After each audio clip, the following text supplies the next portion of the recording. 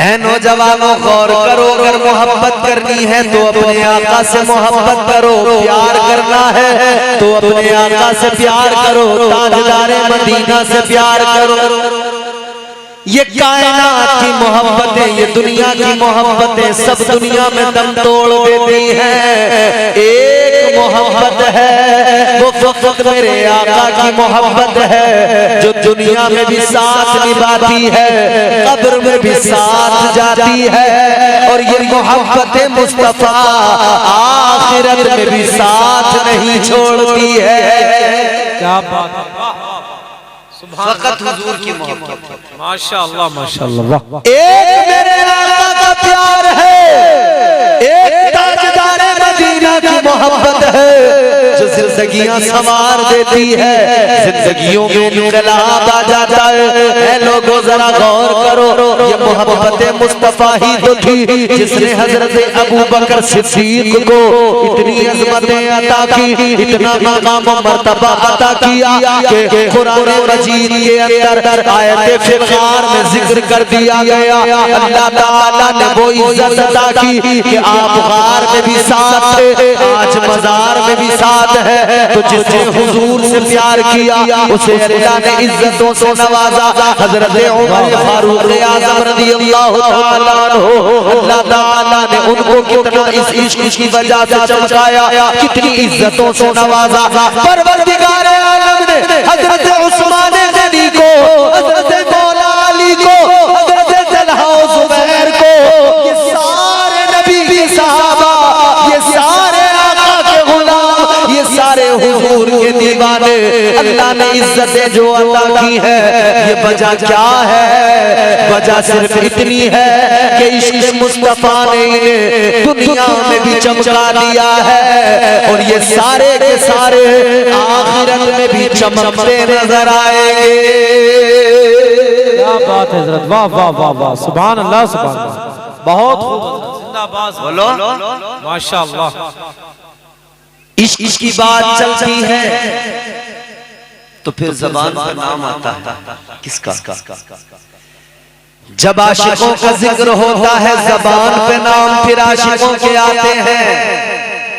एक तरफ बिलाल जैसा दीवाना नजर आता है जो नबी की सोहबत में, नबी की कुर्बत में, नबी के पास रहता है, तो दूसरी तरफ वो दीवाना जो पास में नहीं है, दूर है। हजरत वैसे करनी पास नहीं है, दूर है।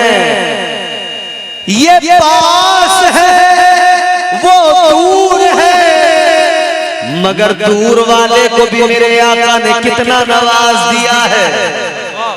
हजरत वैसे करनी को भी अल्लाह ने कितना नवाज दिया है। और देखो आज हम इस जलसे में बैठे हैं, यहाँ नबी का जिक्र कर रहे हैं। ये नबी की मोहब्बत ही तो है, ये ईमानी रमक ही तो है कि हम रात में अपने बिस्तर छोड़कर जलसे में आ गए, इस जिक्र मुस्तफा की महफिल में आ गए। ऐ मेरे अजीजों, ये हुजूर की मोहब्बत ही तो लेके आई है, ये हुजूर का प्यार ही तो लेके आया है। अल्लाह अकबर, गौर करो, मगर सुनो वो दीवाना उधर मेरे आका का दीवाना है, जनाबे हजरत वैसे करनी है, आका के पास नहीं है, दूर है। ताजदारे मदीना की बारगाह में नहीं है, दूर है। हजरत वैसे करनी कहाँ है? करन के अंदर है, यमन के अंदर है, मुस्तफा जाने रहमत मदीने के अंदर है। लेकिन क्या मामला है इश्क का, क्या मामला है मोहब्बत का?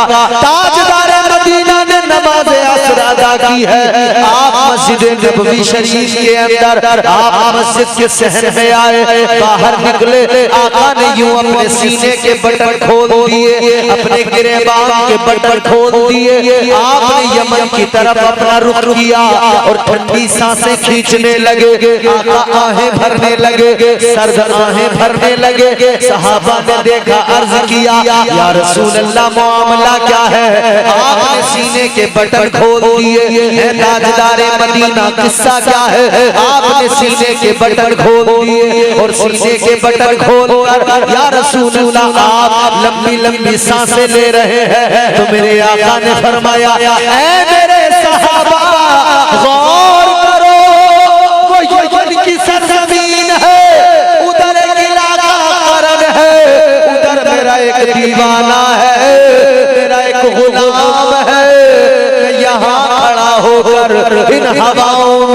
अपने दीवाने की खुशबू को महसूस कर रहा हूँ। बहुत खूब, नारे तकबीर, नारे रिसालत, मसलके आला हजरत उर्से अबुल हसन मियां हजरत अल्लामा इम्तियाज बरकाती साहब किबला।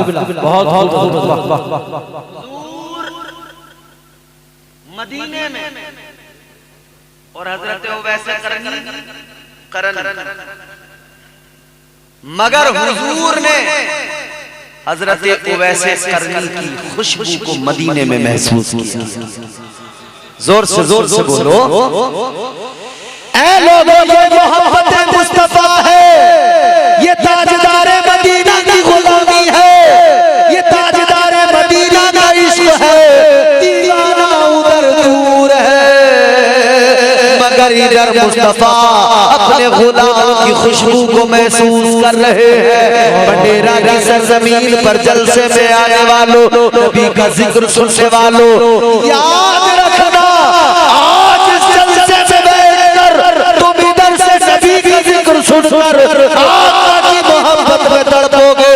आका को अगर याद करोगे तो ये भी यकीन रखना मेरे मुस्तफा इधर तुम आका को पुकारोगे, उधर मुस्तफा अपने हर गुलाम को मदीने से देख रहे हैं। और खुदा की कसम आज जिस पे नजर पड़ जाएगी उसका बेड़ा पार हो जाएगा। सुभान अल्लाह, माशाअल्लाह, जिस पे नजर पड़ जाएगा। सुभान ताजदारे मदीना मेरे मुस्तफा करीम ने मजीद करम किए, मजीद एहसानात किए कि उस आशिक के लिए अपना कुर्ता मुबारक भेजा, अपना जुब्बा हुजूर ने भेजा और कहा अली उमर जब जाओगे ना तो दुआ जरूर करवा लेना मेरी उम्मत के। ऐ लोगों उस नबी से क्यों मोहब्बत न की जाए, क्यों प्यार न किया जाए, उस आका की मोहब्बत में क्यों सरशार न रहा जाए, क्यों ताजदारे मदीना के इश्क की बातें न की जाए कि उनका इश्क दुनिया और आखिरत दोनों को संवार देता है। मुस्तफा की गुलामी दुनिया और आखिरत दोनों में काम बना देती है, दोनों में कामयाबी मिल जाती है। अल्लाह अकबर कबीरा, गौर करो ये मोहब्बत ही तो थी जिसने हजरत अमीर हमजा को सैयदुल शुहदा का खिताब अता कर दिया। ये मोहब्बत मुस्तफा ही तो थी जिस मोहब्बत ने हजरत सलमान फारसी को फारस से बुलाकर आका के कदमों में डाल दिया। ऐ लोगों याद रखना मुस्तफा जिधर जिधर गए हैं, हुस्न की नगरी का शहंशाह जिधर जिधर गया तो इश्क भी पीछे पीछे चलता हुआ गया। आशिक भी आका के पीछे पीछे चले। अगर हुस्न की नगरी का ताजदार, हुस्न की नगरी का शहंशाह मक्के के अंदर था तो बिलाल की शक्ल में इश्क वहां भी मौजूद था। अगर हुस्न की नगरी का ताजदार मदीने में पहुंच गया तो फिर मदीने के अंदर सलमान आशिक बन के आ गया, फारस से चलकर आ गया। आगे देखो सुहैब, जनाब सुहैब रोम से चलकर आ गए, आका की बारगाह में आ गए, ताजदारे मदीना की बारगाह में आ गए। फिर जाने सारियां क्या है, इश्क का जज्बा क्या है, अल्लाह अकबर कबीरा। फिर आका की मोहब्बत में ऐसे सरशार हुए, ऐसे डूब गए आका के प्यार में, इस तरह दीवाने हो गए कि बड़े जुल्म सहे, तकलीफें उठाई, परेशानियां झेलते रहे, बड़े जुल्म किए मक्के वालों ने, बड़ा सताया मक्के वालों ने, लेकिन फिर भी आका का नाम ज़बान पे था। सताया जा रहा था लेकिन ताजदारे मदीना का कलमा बराबर पढ़ रहे थे।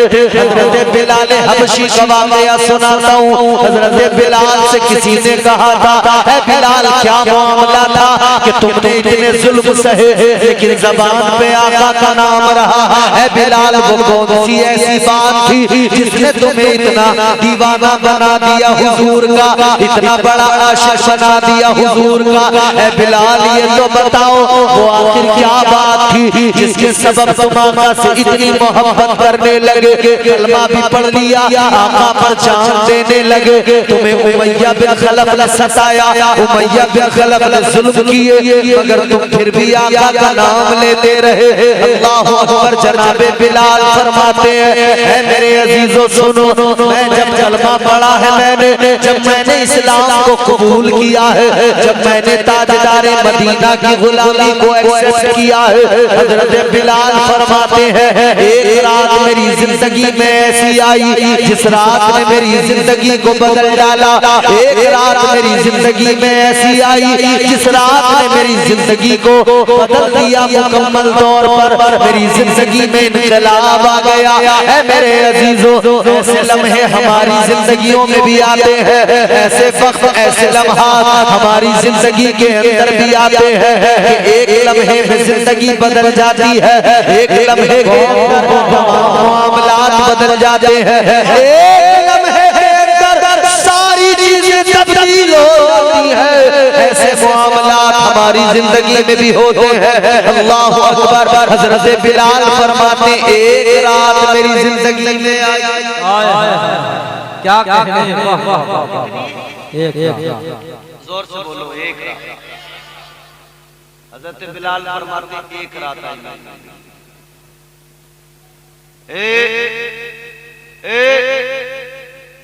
सितारों की टोपी खामोश। मैं कह रहा हूँ आप उसमें बातें मत करो, मगर तुम आपस में बात बहुत कर रहे हो। इसीलिए आपस में जब तुम बात करोगे ना, तुम्हारे सामने कुछ भी सुना दिया जाए तुम सुन नहीं सकते, क्योंकि तुम्हें अपनी सी फुर्सत नहीं होगी तो किसी और की क्या सुनोगे। तो जरा मेरी तरफ तवज्जो करो। हजरत बिलाल फरमाते हैं एक रात मेरी जिंदगी में आई जिसने मेरी जिंदगी को बदल डाला। नारे तकबीर, नारे रिसालत, नारे गौसियत, मसलके आला हजरत, शायरे हिंदुस्तान, असीरे ताज शरिया, हजरत असद इकबाल कलतवी साहिब किबला, शायरे इंटरनेशनल, हजरत असद इकबाल कलतवी साहिब किबला, असीरे ताज शरिया, असीरे ताज शरिया, शायरे हिंदुस्तान असद इकबाल साहिब किबला कलतवी। नारे तकबीर, नारे रिसालत, सुभान अल्लाह, माशाअल्लाह। जिस जात की राह पर बहुत देर से आपको इंतजार था, वो की जलवागरी होती होती सारे लोग आप तरतीब में रखें, बैठ जाएं।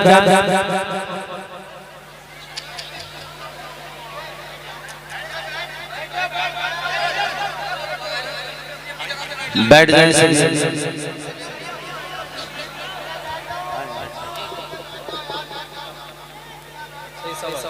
बैठे सभी हजरात अपनी अपनी जगह पर बैठे। आप लोग बैठ जाएं अपनी जगह पर, तशरीफ रखें। जो लोग खड़े हुए वो लोग बैठ जाएं आराम से, सुकून से इंतशार करें और बैठ जाएं। सुभान अल्लाह। आप लोग बैठ। कमेटी वालों ये बैठ जाओ, यहीं आगे बैठ जाओ, ये बैठ जाओ आगे सारे लोग। आप लोग जो खड़े हुए हैं जो लोग बैठ जाएं, कुरान से बैठ जाएं, इंतशार करें, बैठ जाएं पीछे खड़े हुए बैठ और सुभान अल्लाह। कमेटी वाले आगे आप बैठ जाएं। जो लोग बाहर खड़े हुए हैं उनसे गुजारिश है वो लोग आगे अंदर पंडाल में बैठ जाएं। शायरे हिंदुस्तान पुणे बागी ताज शरिया, हजरत असद इकबाल कलतवी साहिब किबला तशरीफ रखते हैं। आप लोग बैठ जाएं, कुरान का माहौल। एक नारा बड़ा कर लीजिए, नारे तकबीर, नारे रिसालत, नारे गौसियत, मसलके आला हजरत। सब हजरात बैठे और कमेटी वालों अब आप भी बैठ जाओ। आप माशाल्लाह बहुत मेहनतें कर रहे हैं। अब आप भी बैठे आराम से सुकून होकर आप भी सुने, क्योंकि आप माशाल्लाह शुरू से मेहनतें कर रहे हैं। अल्लाह ताला आपकी मेहनतों को कबूल फरमाए। सारे लोग बैठे। चलो भैया आ जाओ, बस। अब जरा तैयार हो आप हजरात। देखिए इंटरनेशनल शायर, हिंदुस्तान की नुमाइंदगी पूरी दुनिया में जिनके जरिए होती है, मद्दाह खैरुल अनाम वासिफ शाह हुदा शायर अहले सुन्नत हजरत असद इकबाल कलकत्तवी साहिब क़िबला माशाअल्लाह जलवा फरोज हो चुके हैं मिंबर पाक पर। अब आप मेरे बाद में इंशाअल्लाह इनकी खूबसूरत आवाज को सुनेंगे, इनके खूबसूरत अंदाज को सुनेंगे और इनकी खूबसूरत अंदाज खूबसूरत आवाज के साथ में बेहतरीन नाते मनक़बत और दीगर कलाम समात करेंगे, सुनेंगे इंशाअल्लाह ताला महजूज होंगे। आपके सिर्फ आपके नहीं बल्कि पूरे हिंदुस्तान के महबूब शायर जनाब असद इकबाल साहब बैठे हैं, तो आप हज़रात इनको सुनने के लिए तैयार हैं? अरे तैयार हैं? तो इनसे पहले आप हमको सुनेंगे, समझ रहे हैं? सब लोग हुजूर के ए भैया बैठ जाए, क्यों गड़बड़ कर रहे हैं? हमारी समझ में ये बात नहीं आई, हमारे यहाँ लोग बड़े कंफ्यूज रहते हैं, बहुत आपस में खिचड़ी। अच्छा ये कोई पंचायत हो रही है, कुछ चौपाल है ये? असल में ये गांव जो है ना विधायक जी का गांव है। यहाँ ऐसी पंचायतें अक्सर लगी होंगी जिसमें लोग आपस में खूब एक दूसरे से गुफ्तगू सियासी बातें और तमाम बातें करते रहते होंगे। तुमने वो माहौल देखा है खूब, इसलिए जलसे में भी तुम मान नहीं रहे हो, आपस में बातें जरूर कर रहे हो। मदीना जाना है सबको, है तमन्ना?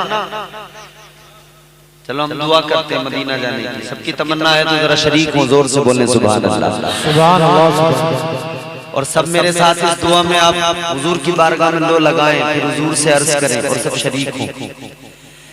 सरकार बुला लीजिए, वाह वाह वाह, सुभान अल्लाह।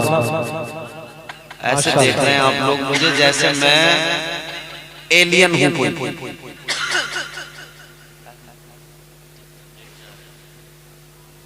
कोई रिस्पॉन्स ही नहीं है, ऐसा लग रहा है एलियन बैठा हुआ कोई तुम्हारे सामने, अलग मखलूक का आदमी। क्या भैया मैं इंग्लिश बोल रहा हूँ? अरे बोलो, अरे देख कोई गर्दन हिलाने तक को तैयार नहीं है। अल्लाह कैसे ढीठ आदमी हो, अल्लाह तुम्हें सलामत रखे। जोर से बोलो,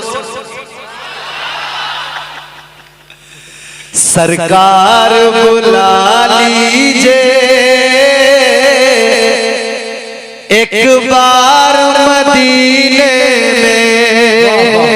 क्या बात है, देखो जब तक आपकी आवाज पूरी तरह से नहीं निकलेगी ना तो वो महफिल के अंदर वो खूबसूरती वो रंग नहीं आ पाएगा।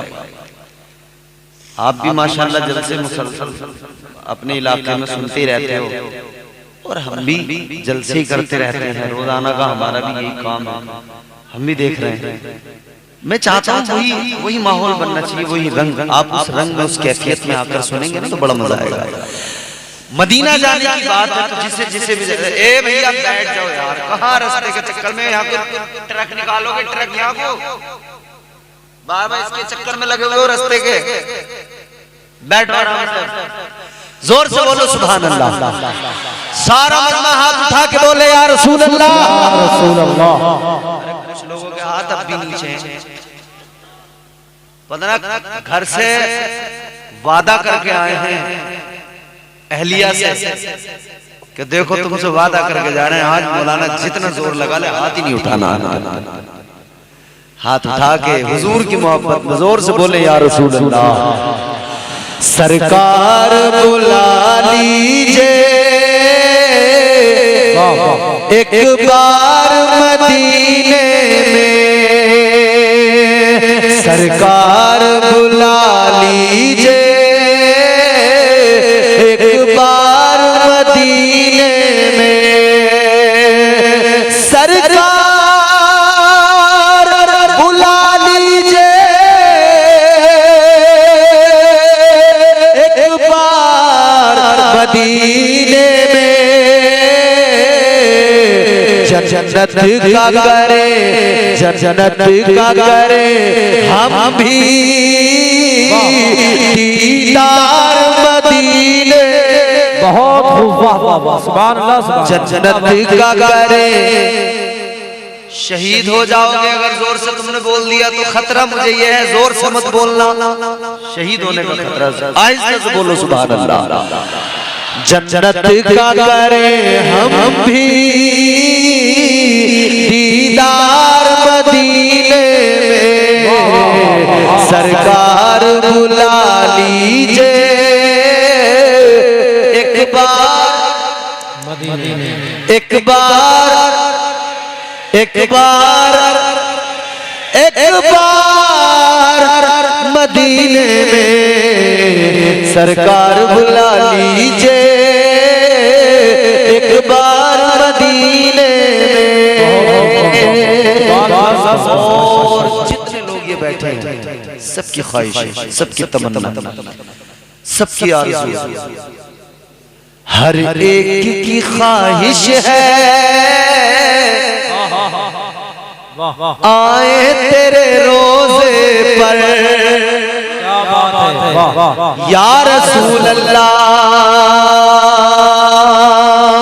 हर एक की ख्वाहिश है आए तेरे रोजे पर, हर एक की ख्वाहिश है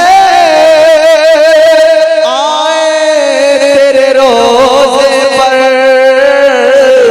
एक बार नहीं, एक बार नहीं, एक बार नहीं आका, 100 बार मदीने। बहुत अच्छा, एक बार नहीं आका, 100 बार, 100 बार मदीने में, एक बार नहीं आका, 100 मदीने। तो मैं अर्ज कर रहा था हज़रत बिलाल हबशी, जितनी जल्दी सुन लोगे इतनी जल्दी तकरीर खत्म हो जाएगी। कहते हैं एक रात मेरी जिंदगी में ऐसी आई, उस रात ने मेरी जिंदगी बदल डाली। वाह वाह वाह, कैसे बदल डाली जिंदगी उस रात ने? कहते हैं मैं जिसके यहाँ था, जिसका गुलाम था उमैया बिन खलफ, बड़ा जालिम था वो, बड़ा सफाक इंसान था, जुल्म करता था, मारता पीटता था, खिलाता पिलाता कम था, काम ज्यादा लिया करता था। ताजदारे मदीना वाली कायनात मुस्तफा करीम के आशिकों, हजरत बिलाल हबशी कहते हैं एक रात मेरी जिंदगी में आई जिसने मेरी जिंदगी को बदल डाला। कहते मैं उमैया बिन खलफ का गुलाम था, मुझे बड़ा मारता पीटता था, बड़ा काम लिया करता था।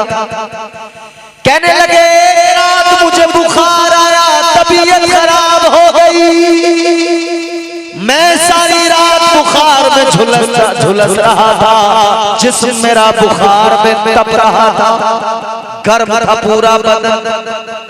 मगर कहते रात के वक्त में मैं जब बिस्तर पे लेटा हुआ था, मेरा दरवाजा खुला, मेरा आका मेरा मालिक उमैया मेरे सामने आया, कई किलो जौ लेके आया, कहने लगा बिलाल सो रहा है, उठ जा, ये जौ पीसने हैं तुझे।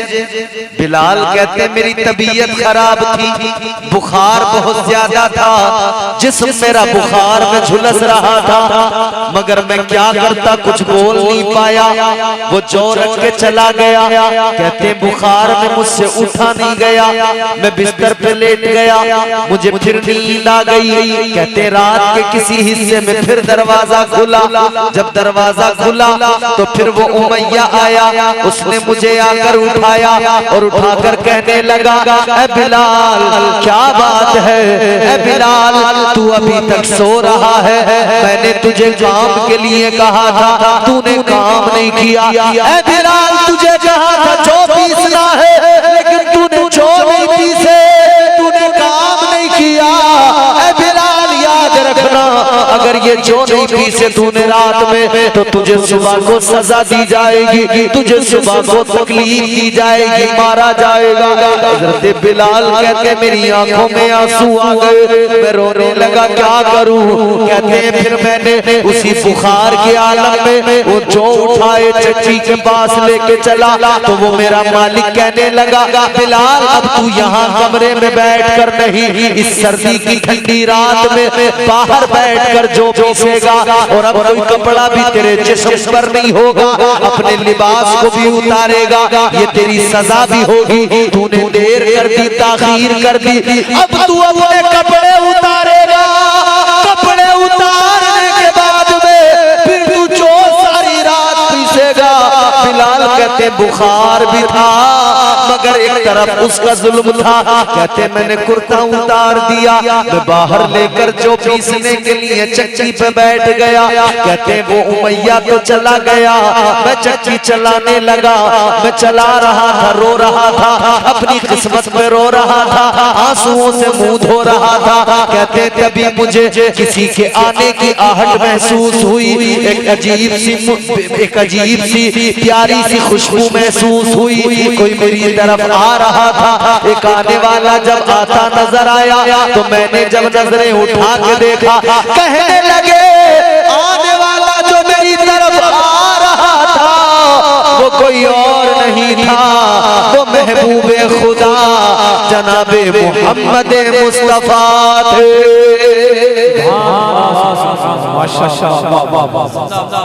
कहते हुजूर मेरी तरफ आ रहे हैं, ताजदारे मदीना आए, हुजूर जब तशरीफ लाए तो गमखार आका ने फरमाया है बिलाल इतनी सर्दी है, इतनी ठंडी है, तूने कपड़े उतारे हुए हैं और तू चक्की चला रहा है। तो बिलाल रोने लगे, आंखों में आंसू आ गए, कहने लगे क्या करूं मालिक, मेरा बड़ा जालिम है, उसने मुझे सजा दी है, अगर नहीं करूंगा इस काम को तो वो मुझे और ज्यादा मजीद मारेगा, सजा देगा। तो मेरे आका ने फरमाया बिलाल उठ जा, अपने बिस्तर पे चला जा। कहने लगे क्या बात कहते हो, बिस्तर पे चला गया तो ये काम कौन करेगा, और काम नहीं हुआ तो मेरा मालिक मुझे मारेगा। जनाबे बिलाल की बात सुन के मेरे आका ने फरमाया अब आका का करम भी देख लो, मुस्तफा की अता भी देख लो। ताजदारे मदीना ने फरमाया ऐ बिलाल तू उठ जा, अपने बिस्तर पर लेट जा, अब तू आराम करेगा और तेरा काम आमिना का लाल करेगा। नारे रिसालत, नारे गौसियत, मसलके आला हज़रत। मेरे आका ने फरमाया बिलाल तुम आराम करोगे, हम काम करेंगे। आका ने बिलाल को बिस्तर पे सुला दिया और मेरे मुस्तफा खुद करने लगे काम। रात भर आका ने चक्की चलाई, जो पीसे जब जो पिस गए, उधर फजर का भी वक्त होने लगा। मुस्तफा ने वो सारा जो पीस कर आटा समेटा, बिलाल के हवाले किया और ताजदारे मदीना वापस आ गए। हजरत बिलाल कहते ये रात जिंदगी में ऐसी आई जिसने जिंदगी में इनकलाब बर्पा कर दिया। कहते सारा दिन मैं उसी वाक़े को सोचता रहा, सारा दिन मेरे दिमाग में वही चलता रहा। कहते जब अगली रात आई तो अगली रात में भी ताजदारे मदीना तशरीफ ले आए, वालिए कायनात तशरीफ ले आए, जाने कायनात तशरीफ ले आए। अगली रात में भी आए और उस रात के अंदर भी ताजदारे मदीना ने मेरा सारा काम किया और मैंने सारी रात आराम किया, क्योंकि आराम करने का हुक्म मुस्तफा ने दिया था। आका इस रात में खजूरें भी लेकर आए, जरा सा दूध भी लेकर आए, बिलाल को खजूरें भी खिलाई, बिलाल को दूध भी पिलाया। आका ने बिलाल को दवा भी दी है। अल्लाह अकबर। एक तरफ तो इनको शिफा मिल रही है और दूसरी तरफ बीमार हो रहे हैं। ये दुनिया का जो जिस्मानी मर्ज था, ये जो बुखार था, इसमें शिफा मिल रही थी और इश्क़ रसूल का मर्ज लग रहा था। वाह वाह वाह, एक तरफ शिफा, एक तरफ बीमारी। अल्लाहु अकबर। गौर करो जनाबे बिलाल हबशी कहते दूसरी रात ये मामला हुआ, आका फजर में फिर चले गए।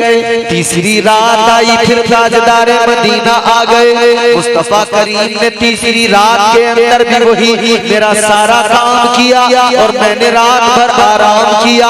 अब मुस्तफा करीम ने सारी रात मेरा काम किया, फजर में चले गए। जब जा रहे थे, जाने लगे, उठकर जा रहे थे, कहते बिलाल मैंने आका के कदमों को पकड़ लिया।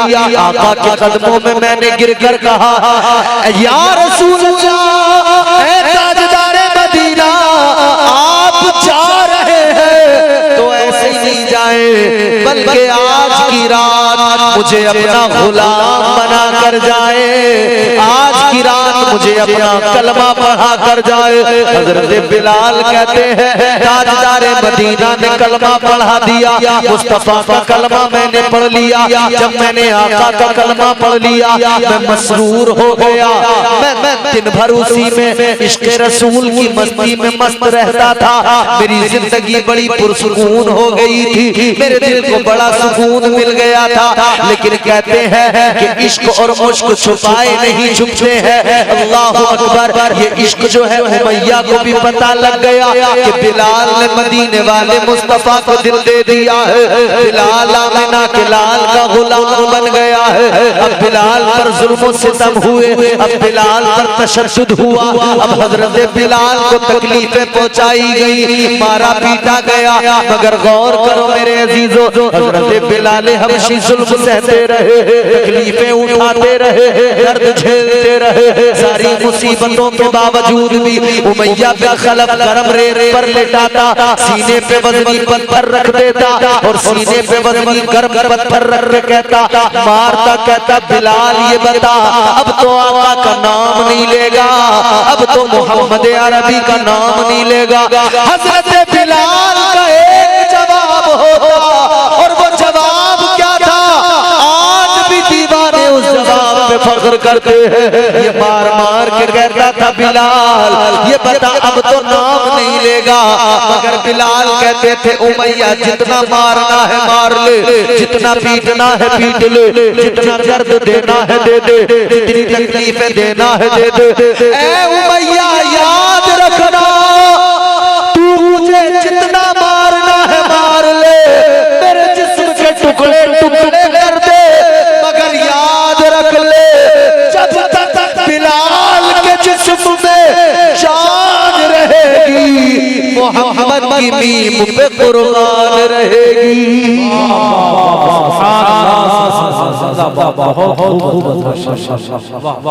फरमाया जब तक बिलाल के जिस्म में जान रहेगी, मोहम्मद की मीम पे जोर से बोले कुर्बान रहेगी। तो जब आशिक इश्क में कुर्बानी देने को तैयार हो जाए तो फिर ऐसे गुलाम की कीमत बड़ी होती है। ऐसे गुलाम की कीमत अल्लाह से बातचीत करते हैं, कोहे दूर पे जाते हैं, ऐ पैगंबरे खुदा मैं बड़ा गरीब आदमी हूँ, अब मेरा एक मारूजा है, अल्लाह की बारगाह में जाए तो मेरी ये गुजारिश पेश कर देना, कह देना कि ऐ मेरे मौला, मेरे रिज़्क़ मेरे मुक़द्दर में जितना रिज़्क़ है सारी जिंदगी का मेरा रिज़्क़ अल्लाह ताला मुझे एक ही वक्त में दे दे। पूरी जिंदगी का जितना रिस्क है, बेशक बेशक पूरी जिंदगी। एक आदमी चले जाओ, एक आदमी ना, तो फिर मैं भी कहता हूं मुफ्ती गुलफाम की तरह। हेलो, समझ में आ रहा भाई साहब? आ रहा समझ में? तो अब जरा थोड़ी देर ऐसी तवज्जो से सुनते रहो। क्या बात कर रहे थे? हजरत मूसा अलैहिस्सलाम से उस आदमी ने कहा कि साहब बड़ा गरीब हूँ, खाने को कभी पेट भर के खाया नहीं, इतना है नहीं। अल्लाह से बस इतना कह देना मेरी पूरी जिंदगी में जितना मेरा रिस्क मुझे मिलने वाला है वो अल्लाह मुझे एक ही वक्त में दे दे, कम से कम एक वक्त का मैं पेट भर के खाना खा लूं, एक वक्त का मुझे ये मलाल ना रहे कि मेरे पास खाने को नहीं। हजरत मूसा अलैहिस्सलाम ने फरमाया ठीक है। पैगंबर खुदा हजरत मूसा अलैहिस्सलाम अल्लाह की बारगाह में गए, उसका मारूजा पेश कर दिया। ऐ मौला वो फला बंदा कहता है मेरी जिंदगी का सारा रिज़्क़ अल्लाह मुझे एक बार में अता फरमा दे कि कम से कम मैं एक दिन एक वक्त तो बगैर फिक्र किए पेट भर के खाना खा सकूं। अल्लाह ने फरमाया ठीक है, दे दिया जाएगा। हजरत मूसा अलैहिस्सलाम आ गए और उससे फरमा दे तेरा काम हो जाएगा। चलेगा। वक्त गुजरा, कुछ वक्त गुजरने के बाद में एक रोज हजरत मूसा अलैहिस्सलाम जब उधर से गुजरे तो आपने देखा वही आदमी जिसने कहा था मेरी जिंदगी का सारा रिज़्क़ एक बार में मुझे मिल जाए। आपने देखा उसके यहाँ भीड़ लगी है, लोग खा रहे हैं, आ रहे हैं। हजरत मूसा अलैहिस्सलाम हैरान हुए, ये कैसे खिला रहा है। खाने वालों से पूछा भाई माजरा क्या? बोले माजरा रोज लंगर चल लिया, रोज। हजरत मूसा अलैहिस्सलाम हैरान हो गए, इसका तो जो कुछ था रिज़्क़ एक बार में दे दिया अल्लाह ने, अब इसे रोज कहां से आ रहा है लोगों को खिला रहा। अल्लाह ताला की बारगाह में हज़रत मूसा अलैहिस्सलाम ने अर्ज किया मौला ऐ मेरे परवरदिगार ये क्या माजरा है? अब सुनना बड़ा लतीफ जुमला है।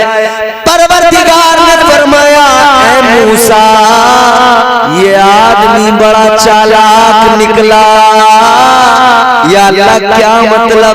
फरमाया परवरदिगार ने मैंने इसको इसकी सारी जिंदगी का रिज़्क़ एक बार में दे दिया, अता कर दिया।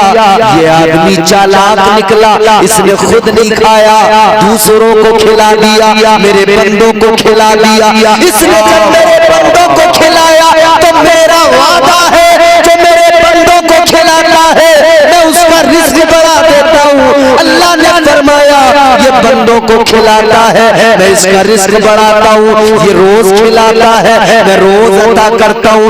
पता लगा ये जो खिलाने की तौफीक है अल्लाह की जानिब से है।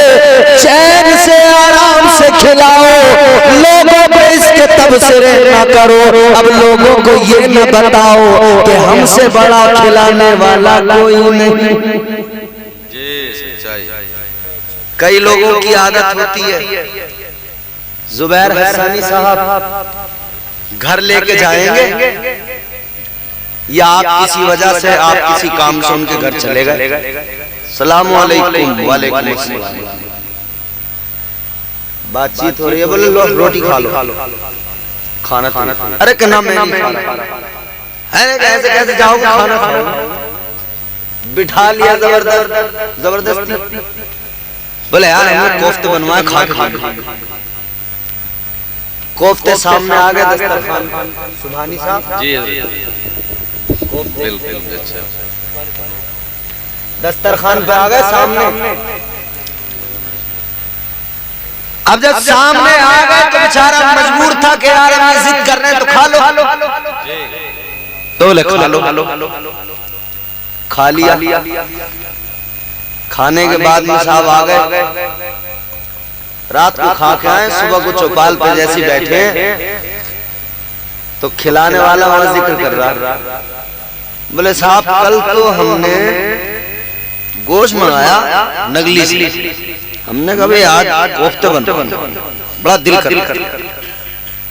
अरे बोले वो गोश्त भी उसने बड़ा बढ़िया दे दिया, बोले वो जो कोफ्ते हमने बनवाए हैं, बोले इसकी अम्मी ने बड़े बढ़िया बनाया, मजा आ गया। बोले भाई तुमने तो खाए थे, बताओ कैसे? तो अब इसे बेचारे को ना चाहते हुए भी कहना पड़ेगा कि हाँ साहब बड़े अच्छे थे। खिला के चार आदमियों में रुसवा करना, ये कौन सी बात? खिला के लोगों के दरमियान रुसवा न किया करो, इज्जतें न उछाला करो।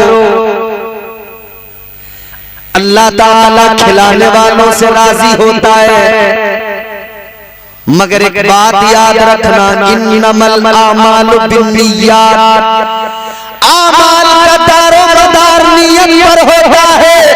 अच्छी नीयत से खिलाएगा, सवाब की नीयत रख के खिलाएगा, अल्लाह ताला राजी होगा, अल्लाह रिज़्क़ में भी बरकतें अता फरमाएगा।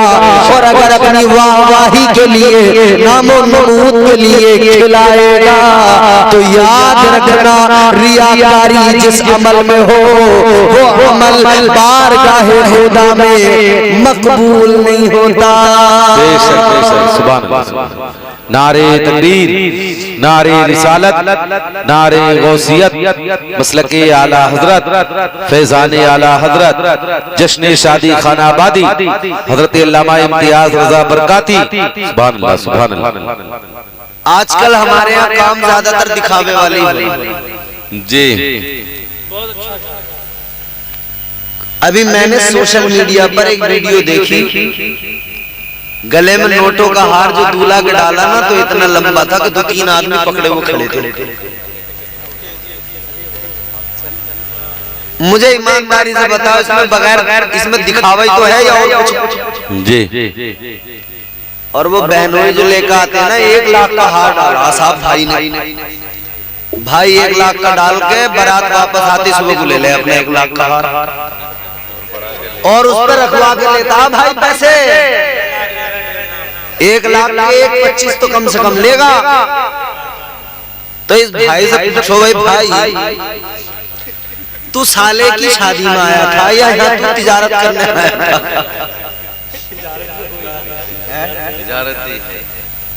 भाई तिजारत करने आया, और इसका कब्जा नहीं था 1 लाख का, उधार लाया दुकान वाले से। बोले टेंशन मत लो, हार जू का तू ला के दूंगा, ऊपर से इसका किराया दूंगा तुम्हें। भाई इससे खरी आमदनी क्या हो, जाते ही पैसे बढ़ रहे हैं। ये भी चक्कर नहीं है कि माल बिकेगा नहीं बिकेगा, माल बिका हुआ। अब साला बेचारा कुछ कह नहीं सकता, भाई से अगर कुछ कह दिया और भाई अगर बिदक गया तो तमाम शादी में बवाल हो जाएगा। फिर सब भूल भाल के लोग भाई के पीछे लगा, अरे भाई नाराज हो गए, अरे भाई नाराज हो गए, इन्हें मनाओ, भागे फिर रहे भाई के पीछे, भाई कूदा कूदा फिर रहा, भाई बस मार यार। तो ये लंबे हाथ लेके भाई क्या जरूरत है, तेरा 500 रुपए का तोहफा देने का कब्जा है, तू 500 रुपए का तोहफा दे, मत कर दिखावा।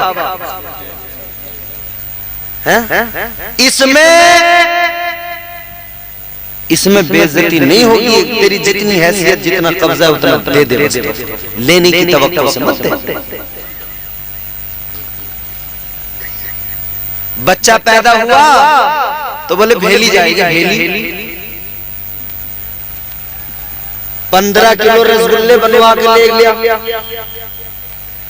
अरे बड़ी खुशी है, लड़का पैदा हुआ, 15 किलो रसगुल्ले ले गया, 2000 या 3000 के मिले, तो बेचारी सास अब 15 किलो रसगुल्ले के अगर 3000 हो रहे तो 6000 दे रही है। जी।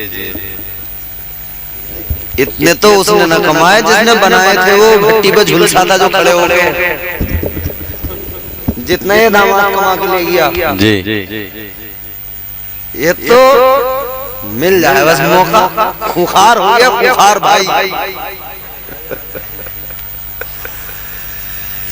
याद रखना, इज्जत नफ्स का ख्याल किया करो, काम दिखावे के लिए न किया करो, रियाकारी में न किया करो।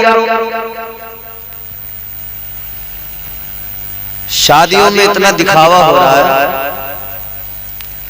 पहले तो रोएंगे, अरे साहब क्या करना है, बड़ी महंगी शादी हो रही है,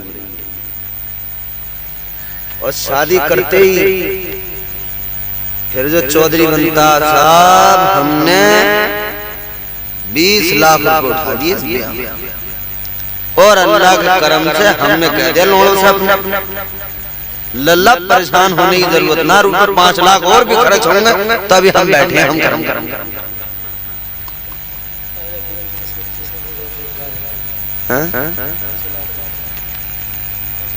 और दिखावा इतना, हर एक चीज में दिखावा, हर एक चीज में दिखावा। अल्लाह याद रखो, दिखावा न किया करो। अल्लाह ताला ने जिस तरह हर मोड़ पर आपकी मेरी इज्जत का भरम रखा है, इसी तरह आपको और मुझे चाहिए हम अपनों की इज्जत का भरम रखा करें। बेशक बेशक बेशक, सच्चाई। भाई की शादी हो रही है जी, लग जाओ। अरे भाई की शादी में भी अगर हम भाई का अपने भाई को परेशान करेंगे, घर की बदनामी होगी, बेइज्जती होगी। छोड़ दो सारे गिले शिकवे, भाई तेरी शादी है, मैं तेरे साथ खड़ा हूँ। हर अच्छे बुरे में, सुख दुख में अपनों के साथ खड़े रहे। ये जमाना बड़ा शातिर है, नजर देख तेरी आंखों में मोहब्बत का असर देख। अगर तू भाई से अपने मोहब्बत करता है, दुनिया चाहती है भाइयों में झगड़ा हो जाए, लड़ाई हो जाए। तुम लड़ोगे, जमाना मजा लेगा, जमाना देख के हंसेगा। चौराहों पे तुम्हारी खिल्लियां उड़ाई जाएंगी। मोहब्बतें पैदा करो, आपस में एक दूसरे की इज्जतों का ख्याल करो। अल्लाह ने फरमाया, ऐ ईमान वालों, इज्जत दी अल्लाह ने, और हम लोगों की उछालने में लगे। कोई किसी की जरा सी मिल जाए, बस जरा सी 19 बात तमाम गांव में फैलाना, इलाके में फैलाना मिनटों का काम है। अब तो सोशल मीडिया चल पड़ा। जरा सा किसी का वीक पॉइंट तलाश रहती है, इसका कोई दुखती हुई रग मिल जाए, कमजोर घरों का माहौल ऐसा हो गया, घरों में बैठकर तेरी मेरी बुराइयां, तेरे मेरे फजीते। जी जी, घर में बैठकर जो माँ बाप करते हैं वही औलाद सीखती है। आज जो तुम कर रहे हो, कल तुम्हारी औलाद भी वही करेगी। बेशक बेशक, सच्चाई। किसी की इज्जत को घर में बैठकर ना उछालना। जी जी, हुजूर ने, मेरे आका ने उम्मत की फिक्र इतनी की है कि उम्मत की इज्जत की भी फिक्र की है। उम्मत के तमाम मामलात में उम्मत की फिक्र की है हुजूर। आज हमारे यहाँ हालात ये, हमारे यहाँ कोई मालदार आ जाए तो उसकी बड़ी खातिर करेंगे, गरीब आ जाए उसे पूछते भी नहीं, बात भी ढंग से नहीं करते। जी जी जी, कोई रिश्तेदार अगर गरीब है, उस रिश्तेदार से सीधे मुंह बात भी नहीं करेंगे। और अगर कोई मालदार है, भले ही उसके पास हराम की 2 नंबर की कमाई है, उसके आगे पीछे लग गए, उसके नाश्ते कराए जा रहे हैं, अच्छी जगह बिठाया जा रहा है। ऐसा तुम करते हो, उस वक्त में उस गरीब के दिल पे चोट लगती है। वो गरीब सोच रहा होता है कि मेरे पास में मालो दौलत नहीं है, यही तो वजह है ये लोग मुझे इतना हल्का समझ रहे हैं। याद रखना, इसके दिल पे चोट लगेगी, इसके दिल से आह निकलेगी। अगर अल्लाह नाराज हो गया तो खैर मना, अगर अल्लाह ने गिरफ्त फरमाई तो कोई बचाने वाला नहीं होगा। वाह वाह, बेशक हक बात, कोई बचाने वाला नहीं होगा। जिनके आंगन में अमीरी का शजर लगता है, उनका हर ऐब जमाने को हुनर लगता है। 2 नंबर की कमाई से मालदार हो गए दुनिया, फिर पूछो मत, आदमी को आदमी नहीं समझ रहे। गांव में 2-4 मालदार ऐसे भी होते हैं जो नजर बना के रखते हैं। अच्छा, अरे भाई, अच्छा उनके आसपास जो लोग रहते हैं खुशामदी, सुभानी साहब जो खुशामदी होते हैं, जिन्हें हमारी जबान में चम्मच कहते हैं, चमचे,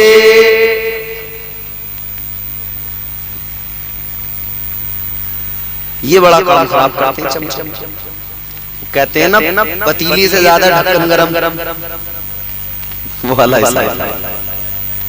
चमचा पहले उछल जाता है, बोले वो तुम्हें यूं कह रहा था यार, हमें बर्दाश्त नहीं हो रही भाई, इसका कुछ करो। ये बात हमको बर्दाश्त नहीं होती, तो वो कह रहा है कोई बात ना, टेंशन मत लो, ये नगली में सिपाही आया मेरी जानकारी का, 5000 रुपए जाएंगे तो इसे बिल्कुल सीधा कर देगा। किसे सीधा करवाएगा? अपने मोमिन भाई को। चल करवा ले सीधा, कितना सीधा करवाएगा? थाने में बंद करवा देगा, पिटाई करवा देगा, 1 दिन बंद करवाएगा, 2 दिन बंद करवाएगा, 4 दिन 6 दिन, आखिरकार वो आ ही जाएगा। इसे सीधा करने के चक्कर में ये भी याद रख लेना कि मैं इसे अगर यहाँ परेशान करूंगा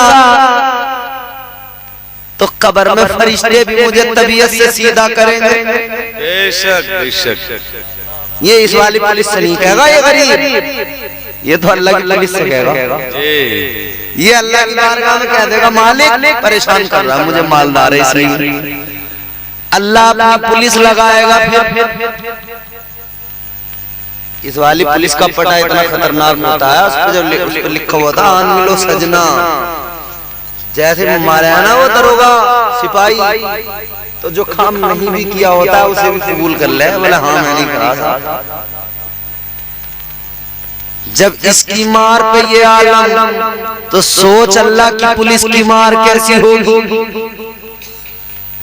फरमाया गया जब फरिश्ते आएंगे और मारेंगे, ज़र्ब लगाएंगे, एक ज़र्ब के अंदर 70 गज जमीन में बंदा अंदर धंस जाएगा। बेशक बेशक बेशक, सच्चाई।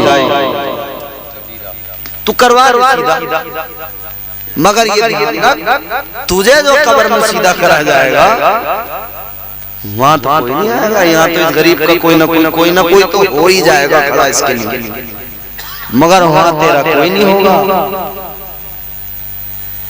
आज ले उनकी पनाह, आज मदद मांग उनसे, कल न मानेंगे कयामत में अगर मान गया।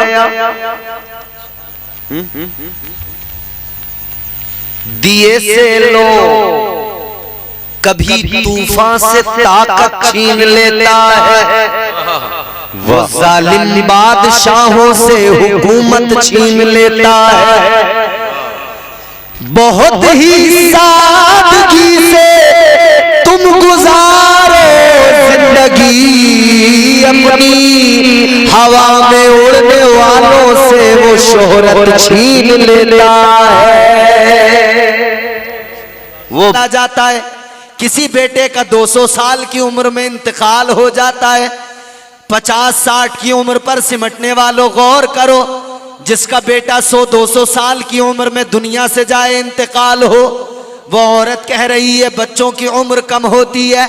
और फिर ये भी हिसाब लगा लो, जब बच्चे 100-200 साल की उम्र में इंतकाल करते हैं और माँ उस वक्त तक मौजूद है, जिंदा है, तो उस माँ की उम्र कितनी रही होगी, उस माँ की उम्र कितनी होगी। वो कहने लगी बच्चे कम उम्र में दुनिया से चले जाते हैं, 100-200 साल की जिंदगी मिलती है, उनका इंतकाल हो जाता है। हजरत नूह अलैहिस्सलाम ने फरमाया, ए खातून तू अपने बच्चों के लिए दुआ कराने आई है कि तेरे बच्चों की उम्रें तवील हो जाएं, तेरे बच्चों की उम्रें अल्लाह बढ़ा दे। मगर मैं तुझे एक बात बताता हूं। कहने लगी हुजूर फरमाइए। हजरत नूह अलैहिस्सलाम ने फरमाया, ए खातून तेरे बच्चे 100-200 साल तक जिंदा तो रहते हैं, एक जमाना ऐसा भी आएगा, ऐसे भी लोग दुनिया में होंगे कि 100-200 साल तो बड़ी बात हो गई, 50, 60, 70, 80 पे उनकी जिंदगियां खत्म हो जाएंगी। 100 साल पे कोई बड़ी मुश्किल से पहुंचेगा, इतनी कम उम्रें उनकी होंगी, इतनी जल्दी वो दुनिया से चले जाएंगे, इतनी जल्दी उनकी उम्रें खत्म हो जाएंगी। इतना सुना तो वो खातून कहने लगी, ऐ पैगंबरे खुदा, जब उन लोगों की उम्रें इतनी छोटी होंगी, जब उनकी उम्रें इतनी कलील होंगी, तो वो तो दुनिया में कुछ भी नहीं कर पाएंगे। वो दुनिया में न घर बना पाएंगे, न जमीनें खरीद पाएंगे, न वो कुछ कर पाएंगे। इतना सुना हजरत नूह अलैहिस्सलाम ने फरमाया, ऐ खातून सुन ले, वो लोग उम्रें तो कम पाएंगे मगर मकान ऐसे बनाएंगे कि उनसे पहले किसी ने नहीं बनाए होंगे। छोटी होंगी मगर मकान ऐसे उनसे पहले किसी ने नहीं बनाए होंगे। घर इतने आलीशान बनाएंगे, बिल्डिंगें इतनी आलीशान होंगी, मकान उनके इतने उम्दा होंगे, उनसे पहले किसी ने ऐसे मकान नहीं बनाए होंगे। कहने लगी, हुजूर इतनी छोटी सी उम्र और मकान भी बना लेंगे, सारे काम भी कर लेंगे। हजरत नूह अलैहिस्सलाम की बारगाह में वो खातून अर्ज करने लगी, है पैगंबर खुदा, ऐ अल्लाह के पैगंबर, अगर मुझे पता लग जाए, अगर मुझे इल्म हो जाए मेरी उम्र इतनी कम होने वाली है। इसकी थोड़ी आवाज बढ़ा दें भाई ऑपरेटर साहब, आवाज कम है इसकी। वो खातून कहने लगी, ऐ पैगंबर खुदा, ऐ हजरत नूह अलैहिस्सलाम, अगर मुझे पता लग जाए, अगर मुझे इल्म हो जाए कि मेरी उम्र 50, 60, 70 साल की होने वाली है, कहने लगी, मैं सजदे में सर झुकाकर सजदे से सर ही ना उठाऊं, उस सारी जिंदगी में फकत अपने परवरदिगार को राजी करती रहूं। वो कहती है, इतनी कम उम्र अगर मेरी हो ना, कोई काम ही ना करूं, फकत अल्लाह को राजी करूं। मगर हम 50, 60, 70, 80 साल की उम्र में क्या कुछ नहीं कर लेते, सब कुछ कर लेते। 300 साल तक सोते रहे। मुहाफिज कौन था? परवरदिगार था। इधर ये सोए, बादशाह उधर कह रहा है वो कहां गए, तलाशी की जा रही है, तलाश किया जा रहा है, ढूंढा जा रहा है। जब उनको तलाश किया गया तो पता भी लग गया फलां गार के अंदर सो रहे हैं। बादशाह ने कहा, सो रहे हैं गार के अंदर, तो एक काम करो, सजा दी जाएगी। क्या सजा? बादशाह कहने लगा, गार को बंद कर दो, गार के दहाने को बंद कर दो, अब ये हमेशा अंदर ही सोते रहेंगे। इस गार को इनकी कब्र बना दिया जाए। गार को बंद कर दिया गया, उसके दहाने पर पत्थरों को लगाकर चुनकर जो है बंद कर दिया गया। बादशाह दकियानूस कहता था, मैंने इस गार को इनकी कब्रों में तब्दील कर दिया, इस गार को इनकी कब्र बना दिया। मगर गौर करो, जिसे अल्लाह ताला की हिफाजत नसीब हो जाए, कौन सी ताकत है जो उसे मार सके, कौन सी ताकत है जो उसे मिटा सके। आज दुनिया भले ही दावा करे मुसलमान को मिटा देंगे, खत्म कर देंगे, बस तुम इतना कर लो, अपने रब से वफादार हो जाओ और अल्लाह की बारगाह में कह दो, या अल्लाह तू हमारा मुहाफिज है, कोई दुनिया में हमारी हिफाजत करने वाला नहीं। खुदा की कसम, कल भी मुसलमान शान के साथ रहता था, आज भी रहता है और अल्लाह हिफाजत फरमा रहा है। कयामत तक कोई मुसलमान को जर्रा बराबर भी नुकसान नहीं पहुंचा सकता है। फकत इतना करना है, गर्मी ज्यादा होने लगे तो गर्मी नहीं देखी जाती। इंसान की औकात तो अल्लाह उसे बार बार दिखाता है। इंसान अपने आप को ज्यादा ताकतवर न समझ, मेरी ताकत यह है, अगर सर्दी ज्यादा कर दूं तो तेरे बस की बात नहीं के देख सके, गर्मी ज्यादा कर दूं तो तेरी औकात नहीं देख सके, बारिश ज्यादा हो जाए तेरी औकात नहीं देख सके, फिर तेरी औकात ही क्या है। जब तू मौसम नहीं देख सकता तो तू अल्लाह का अजाब कैसे देख सकता है। मौसम देखने की औकात नहीं, अल्लाह का अजाब देखेगा, क्या देखेगा। अल्लाह ताला ने परवरदिगारे आलम ने कयामत का दिन भी मुकर्रर किया है। अल्लाह जानता है, उसका रसूल जानता है, आएगी कयामत, जरूर आएगी। और जो कब्रों में चले गए उनको दोबारा उठाया जाएगा। बाज लोग ये समझकर अपनी लाशों को जलाते हैं, राख बनाते हैं, पानी में बहाते हैं, हवा में उड़ाते हैं, सोचते हैं राख बन गए, हवा में उड़ गए, पानी में बह गए, अब कैसे दोबारा हमें जिंदा कर लिया जाएगा।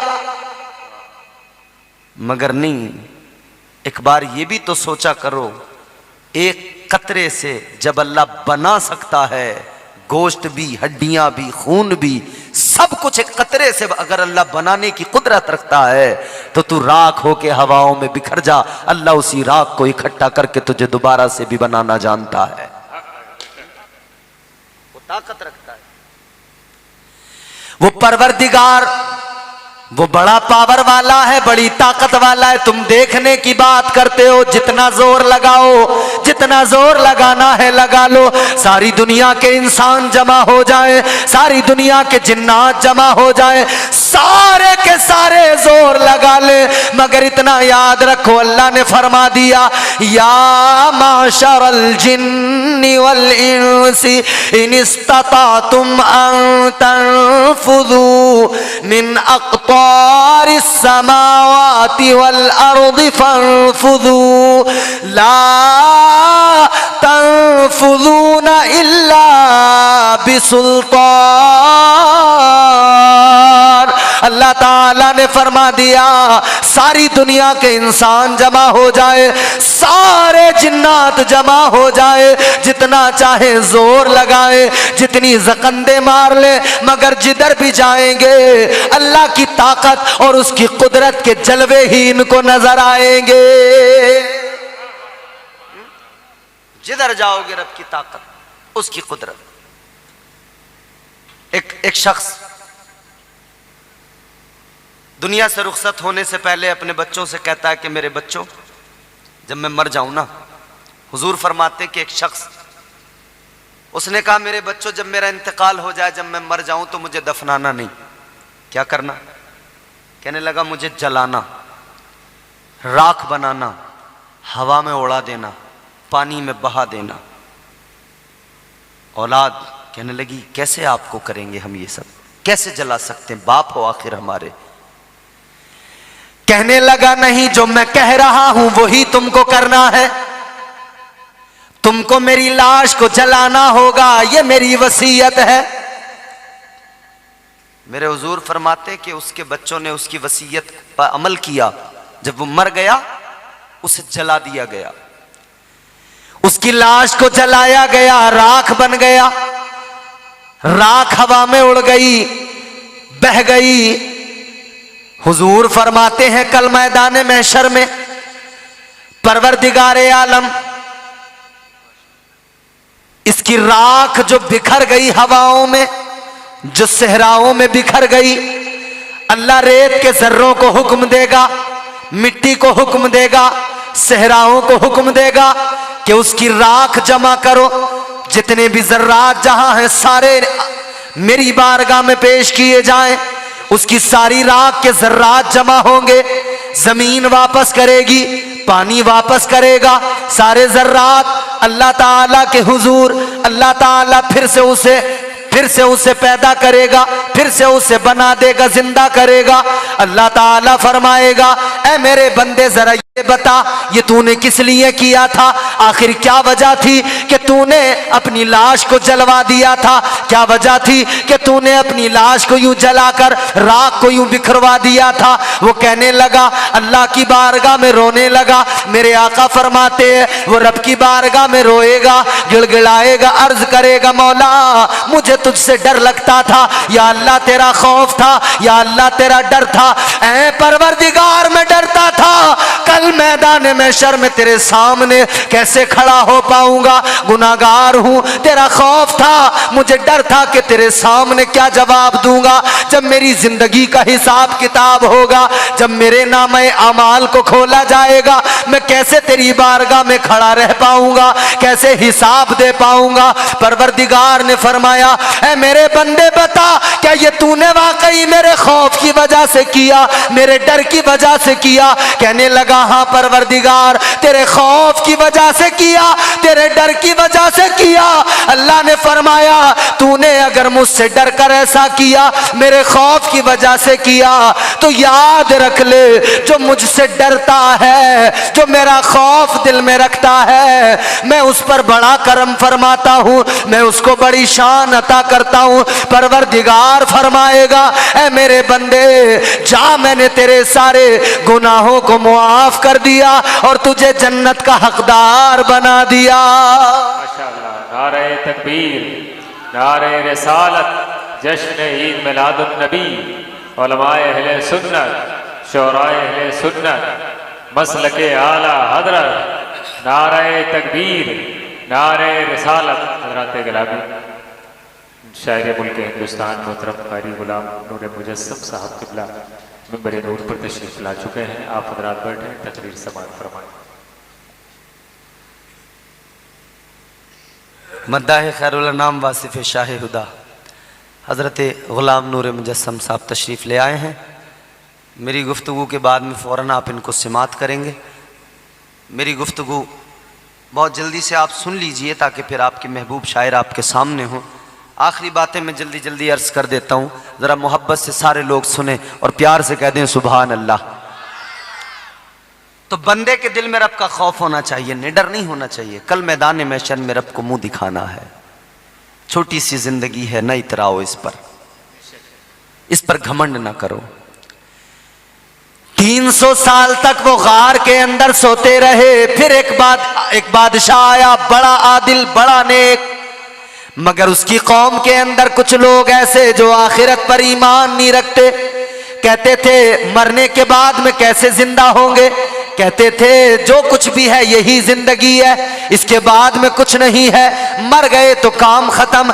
कहते थे इधर ही जो करना है कर लो, यही जिंदगी है, यही इसी जिंदगी की बहारें हैं। लेकिन सुनो सुनो मेरे अजीजों, ये बादशाह अल्लाह ताला की बारगाह में हाथ उठाता है, अल्लाह की बारगाह में कहता है परवरदिगार मैं अपनी इस कौम को समझाते समझाते थक गया, ऐ मौला ये समझ नहीं पा रहे, या अल्लाह मैं इन्हें बताते बताते थक गया, लेकिन मौला ये समझने को तैयार नहीं। या अल्लाह तू ही अब करम फरमा दे, कोई ऐसा तरीका निकाल दे, कोई ऐसा रास्ता निकाल दे कि ये सारे के सारे समझ जाए। इधर इसने दुआ की है, ऐ लोगों बाबे इजाबत को टकरा गए, इसके दुआ या अल्फाज अल्लाह ने कबूल फरमा ली दुआ।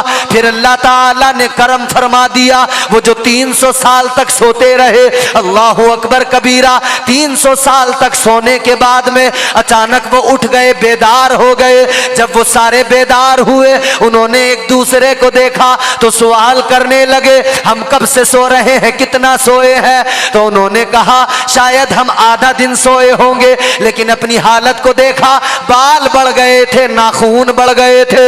ऐ लोग सोते सोते जिंदगी थी, बाल बढ़ गए, नाखून बढ़ गए, मगर सुनो सुनो 300 साल तक सोए। अब अल्लाह के करम को यहां पर भी महसूस कर लो।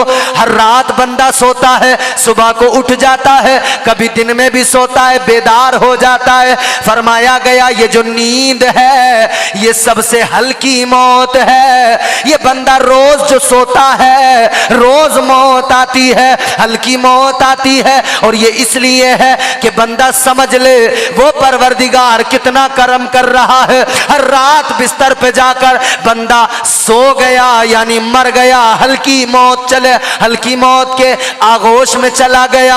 ऐ लोगों, इधर बंदा बिस्तर पे सोया, इसको इधर नींद आई, इसके नींद आई, ये भी एक मौत है। अल्लाह का करम तो देखो, हम और आप हर रात सोते हैं, हर सुबह अल्लाह नई जिंदगी अता फरमाता है। सुभान अल्लाह, माशाअल्लाह, बेशक, जिंदाबाद, जिंदाबाद, वाह वाह।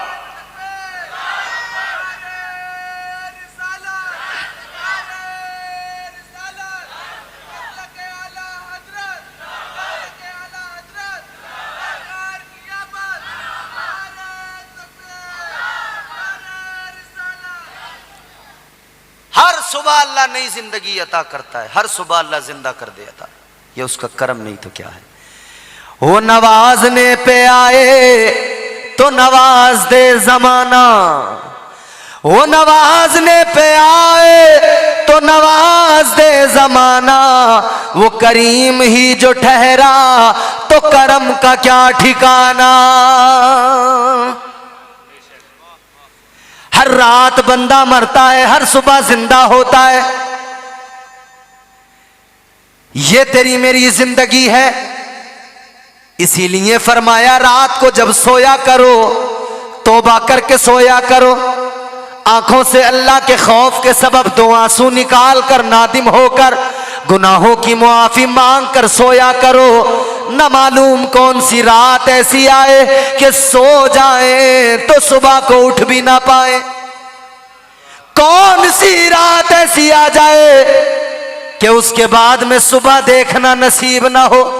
या फिर यह भी मुमकिन है कि कौन सी रात ऐसी हो जाए कि जब सुबह को उठे तो सूरज पे जब नजर पड़े तो सूरज जैसे रोजाना पूरब से निकलता है, पूरब से ना निकला हो, पश्चिम से निकल गया हो। मतलब वो दिन भी आखिरी दिन होगा तौबा के लिए।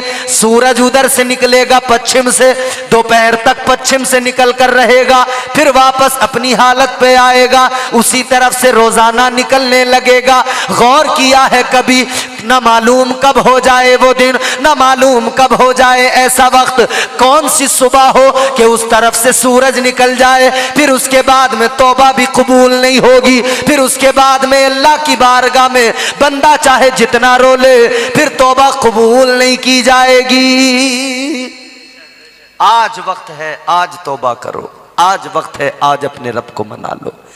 मेरे इमाम ने कहा आज ले उनकी पनाह। माशाअल्लाह, शायर इस्लाम मद्दाह खैरुल नाम। नारे तकबीर, नारे रिसालत, जश्न ईद मिलादुन नबी, नारे तकबीर, नारे रिसालत।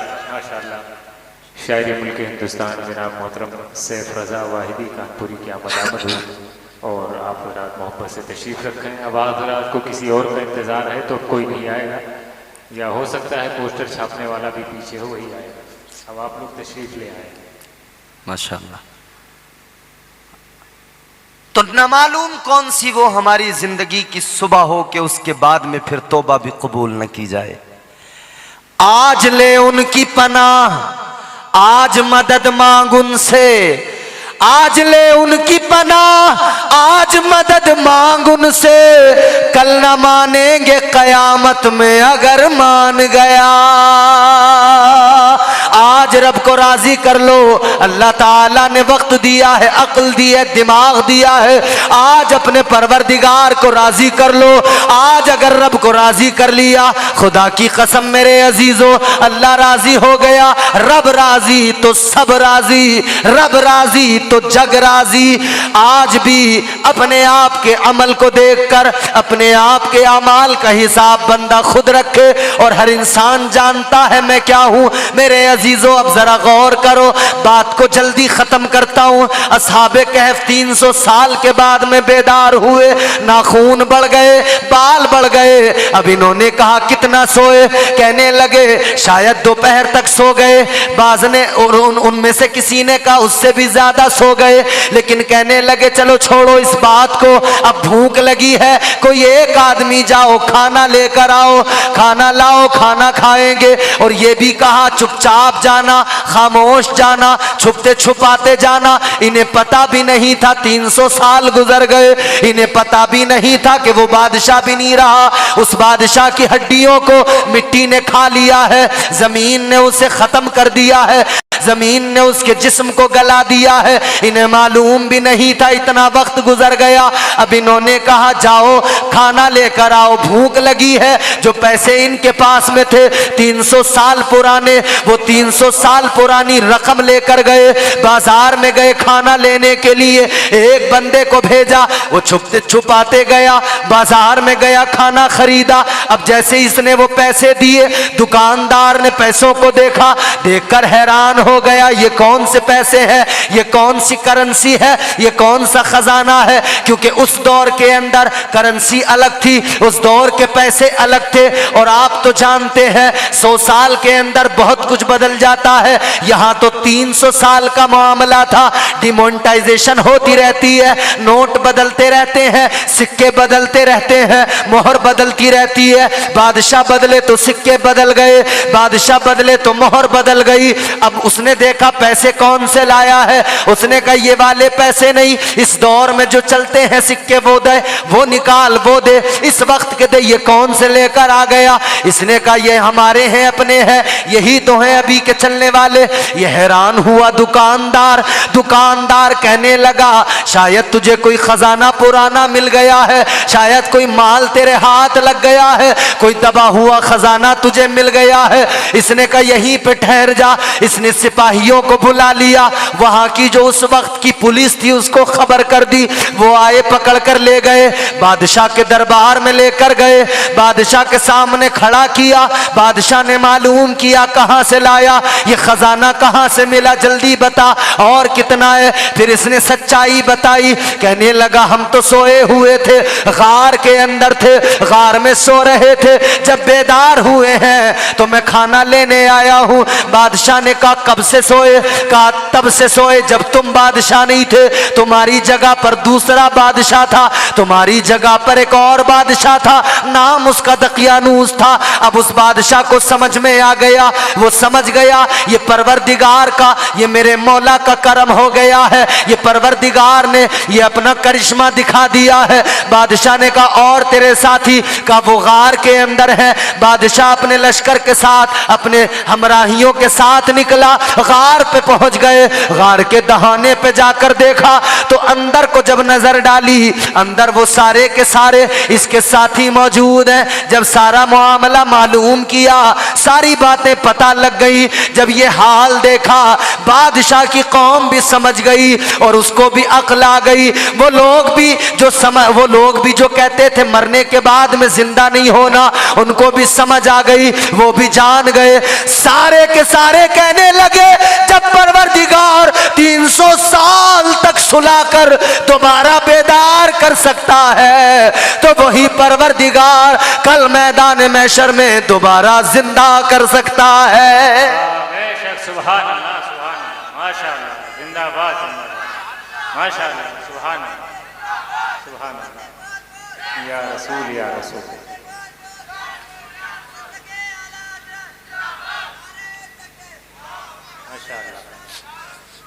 समझ में आ गया कि वो रब दोबारा भी जिंदा कर सकता है, उठा सकता है। उसकी हिफाजत भी ऐसी है कि 300 साल गुजर गए मगर कोई उनको देख ना पाया, कोई उनको छू ना पाया, न कोई उनको जानवर नुकसान पहुंचा पाया, न कोई कीड़ा, न कोई सांप, न कोई बिच्छू, कोई उनके करीब नहीं आया।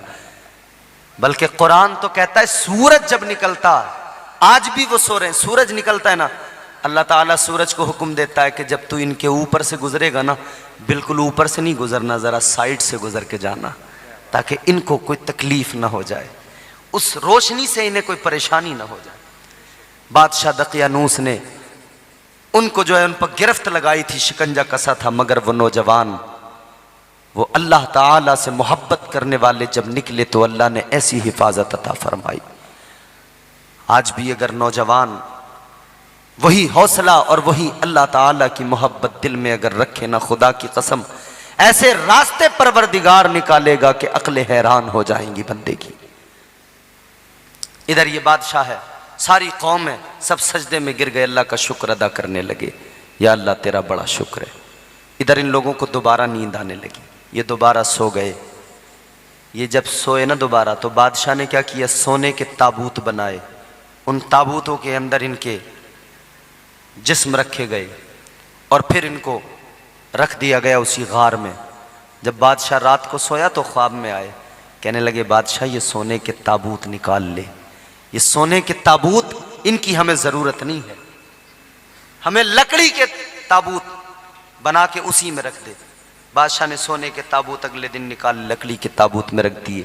वो आज भी सो रहे हैं और अल्लाह जानता है, परवरदिगार जानता है, इसी रुए ज़मीन पर सो रहे हैं, आज भी सो रहे हैं और सोते रहेंगे। अल्लाह जब तक चाहेगा सोते रहेंगे। गौर करो, परवरदिगार आलम से मोहब्बत करो, उस रब से प्यार करो, तो बंदा जब इंसान बने, इंसानियत की कदरों को पामाल न होने दे, तो फिर उसे अल्लाह इज्जतों से नवाजता है।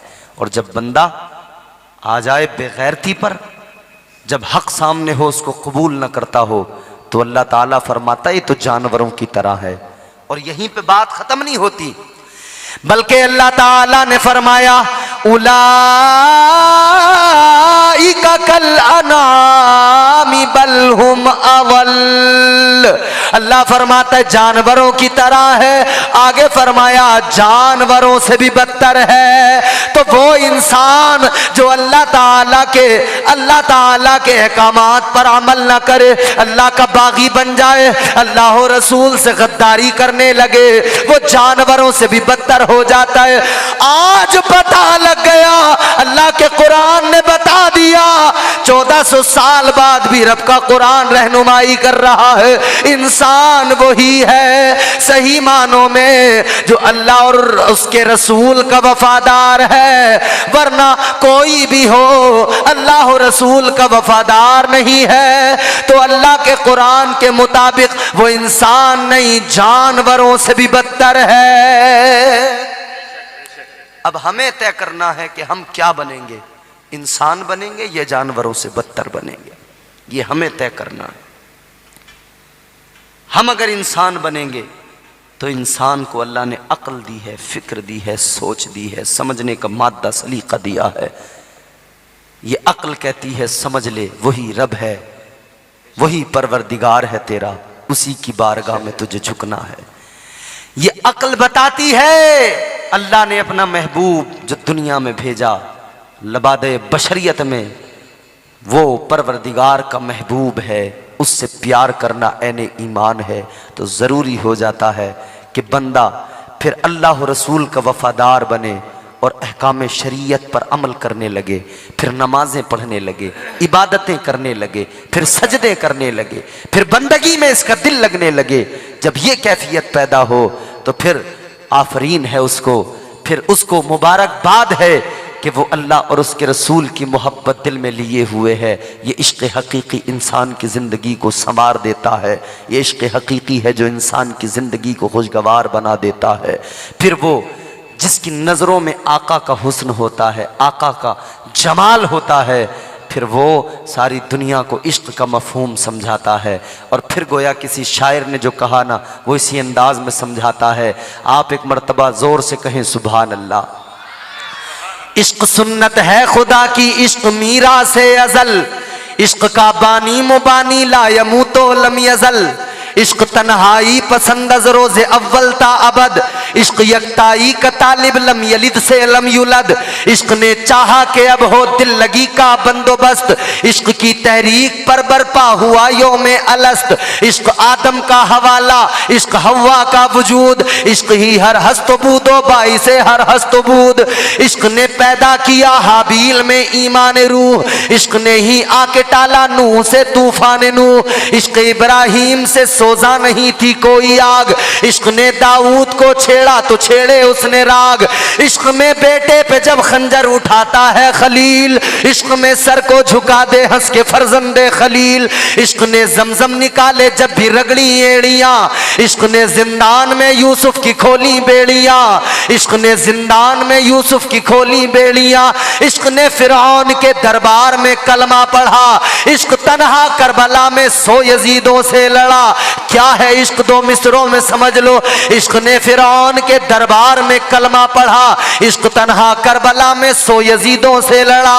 इश्क में वो कौन है 2 बादशाह ने वली, इश्क है या तो हसन या फिर हुसैन इब्ने अली।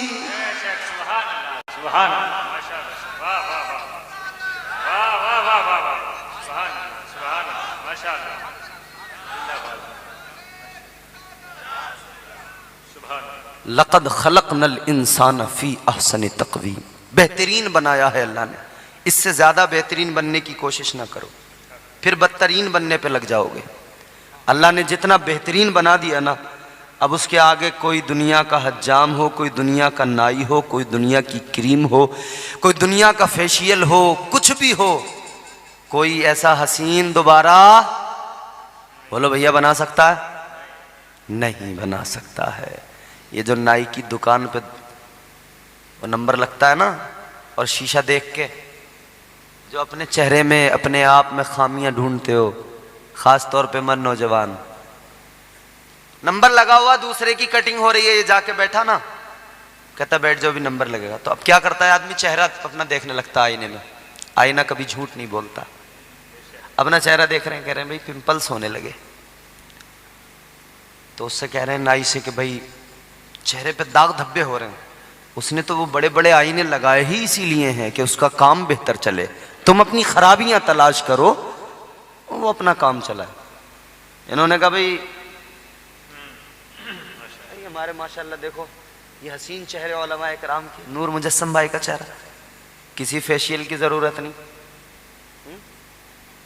हमारे सैफ भाई का चेहरा, किसी फेशियल की क्रीम की जरूरत है इन्हें? नहीं है। क्यों? क्योंकि नबी का इश्क जो चेहरे पे चमक पैदा करता है वो कोई क्रीम पैदा। उसने कहा कि तुम जो है ना एक काम करो, ब्लीच करा लो। इन्होंने कहा कर दो। 500 रुपए 1000 रुपए दिए, फेशियल कराया, ब्लीच कराई। मदारपुर के सुन्नी जन्नती मुसलमानों, एक बात मुझे ईमानदारी से बताओ, 1000 2000 नहीं, 10,000 देकर भी अगर ब्लीच करा लोगे, फेशियल करा लोगे, मगर इतना याद रखना क्रीम से कोई गोरा नहीं होता। अगर लोग क्रीम लगाने से गोरे हो जाते तो वेस्ट इंडीज के अंदर एक भी काला नहीं होता, सब गोरे होते।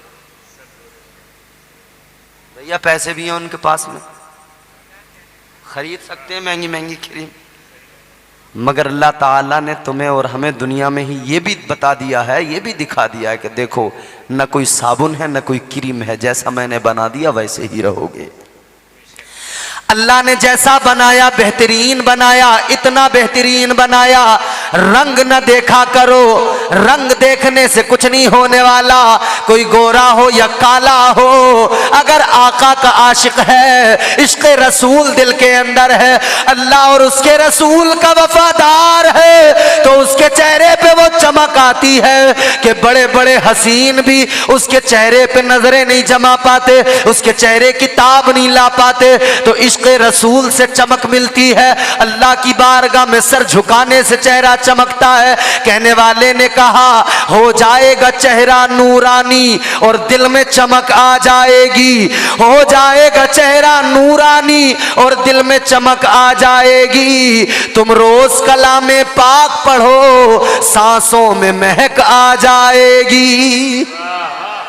अल्लाह ने हमें पैदा किया है, हमारा बनाने वाला, हमारा खालिक, हमारा राजिक, हमारा मालिक वो परवरदिगार है। और बहैसियत खालिक उसने आपको और मुझे ही नहीं बनाया, सिर्फ उसने कुल कायनात को वजूद अता किया है। तमाम मखलूकात को, तकरीबन 18,000 मखलूकात को उसी रब ने पैदा किया है,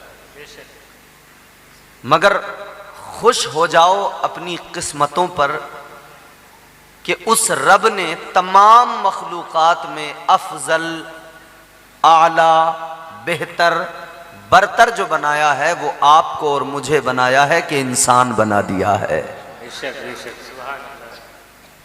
कुत्ता है एक, वो भी अल्लाह की मखलूक है, बनाया उसको भी परवरदिगार ने है। एक इंसान है, वो भी अल्लाह की मखलूक है, बनाया उसको भी उसी परवरदिगार ने है। मगर इंसान को अल्लाह ने इज्जतों से नवाजा है, और कुत्ता उसकी हैसियत भी आप जानते हैं क्या है। इसी तरह बाकी जानवरों की मिसाल।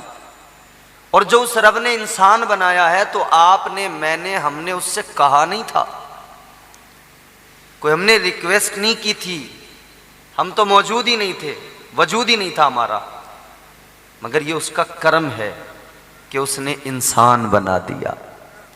और इंसान बनाने के साथ साथ मुझे और आपको उसने साहिबे ईमान बना दिया।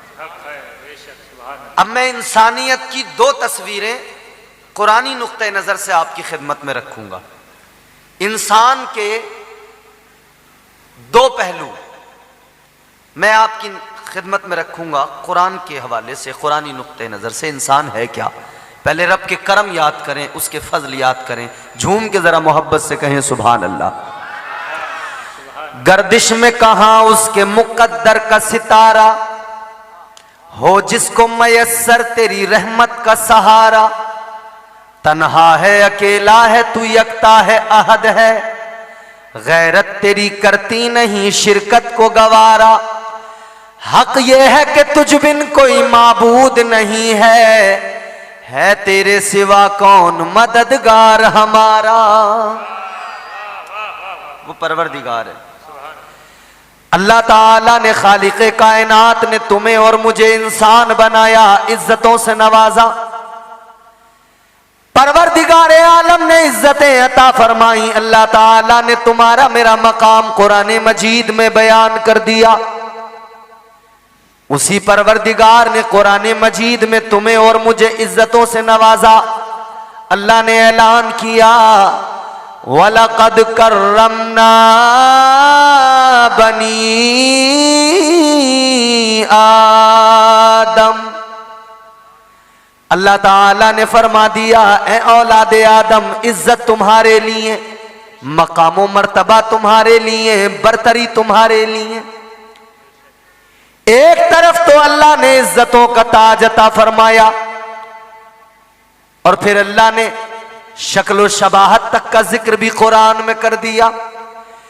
परवरदिगार आलम ने फरमाया, कुरान मजीद गवाही देता है, अल्लाह ने ऐलान किया, लक़द खलक़नल इंसान फी अहसनी तक़वीम।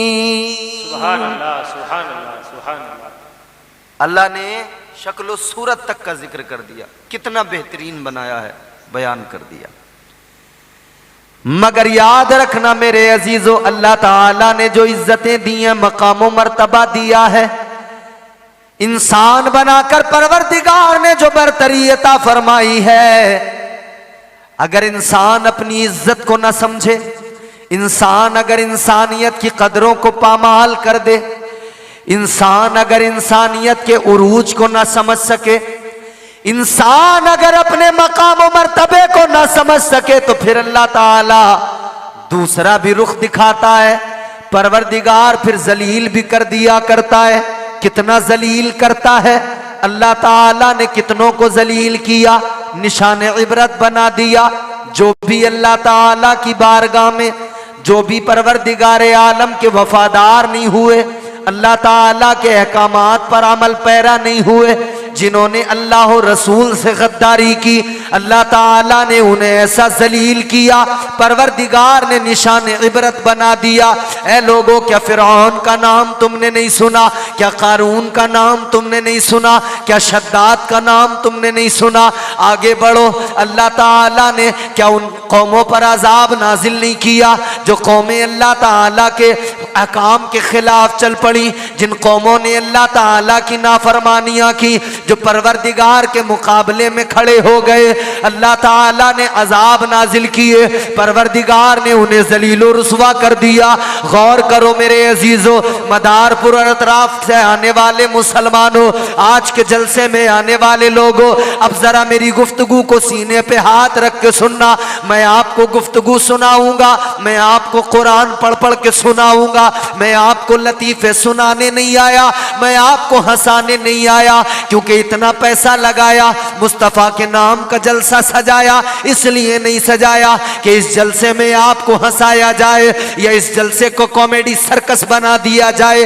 नहीं नहीं, इसलिए सजाया गया कि कौम को कुछ ना कुछ पैगाम मिल जाए, अल्लाह रसूल की बातें सुनने को मिल जाए, कौम सुधर जाए, अपनी जिंदगियां संवार ले। ए लोगों जरा गौर करो, अल्लाह ताला का मुकद्दस कुरान है, परवरदिगार आलम ने कुरान में दोनों तस्वीरें दिखाई, अल्लाह ने दोनों पहलू बयान कर दिए।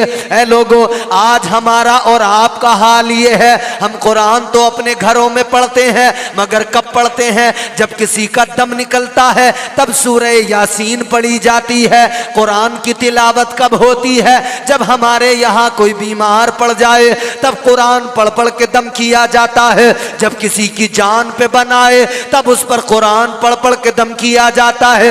ऐ मेरे अजीजों, गौर करो, अल्लाह ताला ने कुरान मजीद को इसलिए नाजिल नहीं किया कि फकत मुर्दों पे पढ़ा जाए, इसलिए कुरान नाजिल नहीं किया कि फकत उस वक्त में पढ़ा जाए जब किसी का दम निकलता हो या कोई बीमार हो जाए तब पढ़ा जाए। याद रखना, कुरान तो दस्तूर हयात है, कुरान तो करीने जिंदगी है, कुरान तो सलीके जिंदगी है। खुदा की कसम, अगर कुरान को सलीके से पढ़ते रहोगे, कुरान को समझते रहोगे, कामयाबी भी मिलती रहेगी और इज्जतें भी अल्लाह अता फरमाता रहेगा। माशाअल्लाह, सुभान अल्लाह, सुभान अल्लाह। वो कुरान मजीद अल्लाह ने मुझे आपको अता किया, उसकी उस रब ने कुरान का भी मकाम कुरान में बयान किया। परवरदिगार आलम ने फरमाया, नज़्ज़लना अलैकल किताब तिबयानन लिकुल्लि शै हुदन व रहमतन व बुशरा लिल मुस्लिमीन।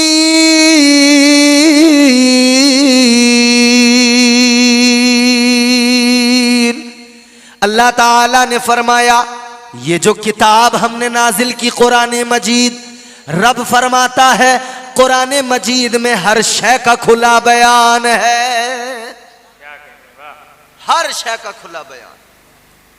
बात यह है कि हम सिर्फ मुर्दों पे कुरान पढ़ने लगे तो कुछ और नहीं ले सके कुरान से। कुरान में बड़े मोती मौजूद हैं, लेकिन हमने फकत मुर्दों पे कुरान पढ़ना शुरू कर दिया।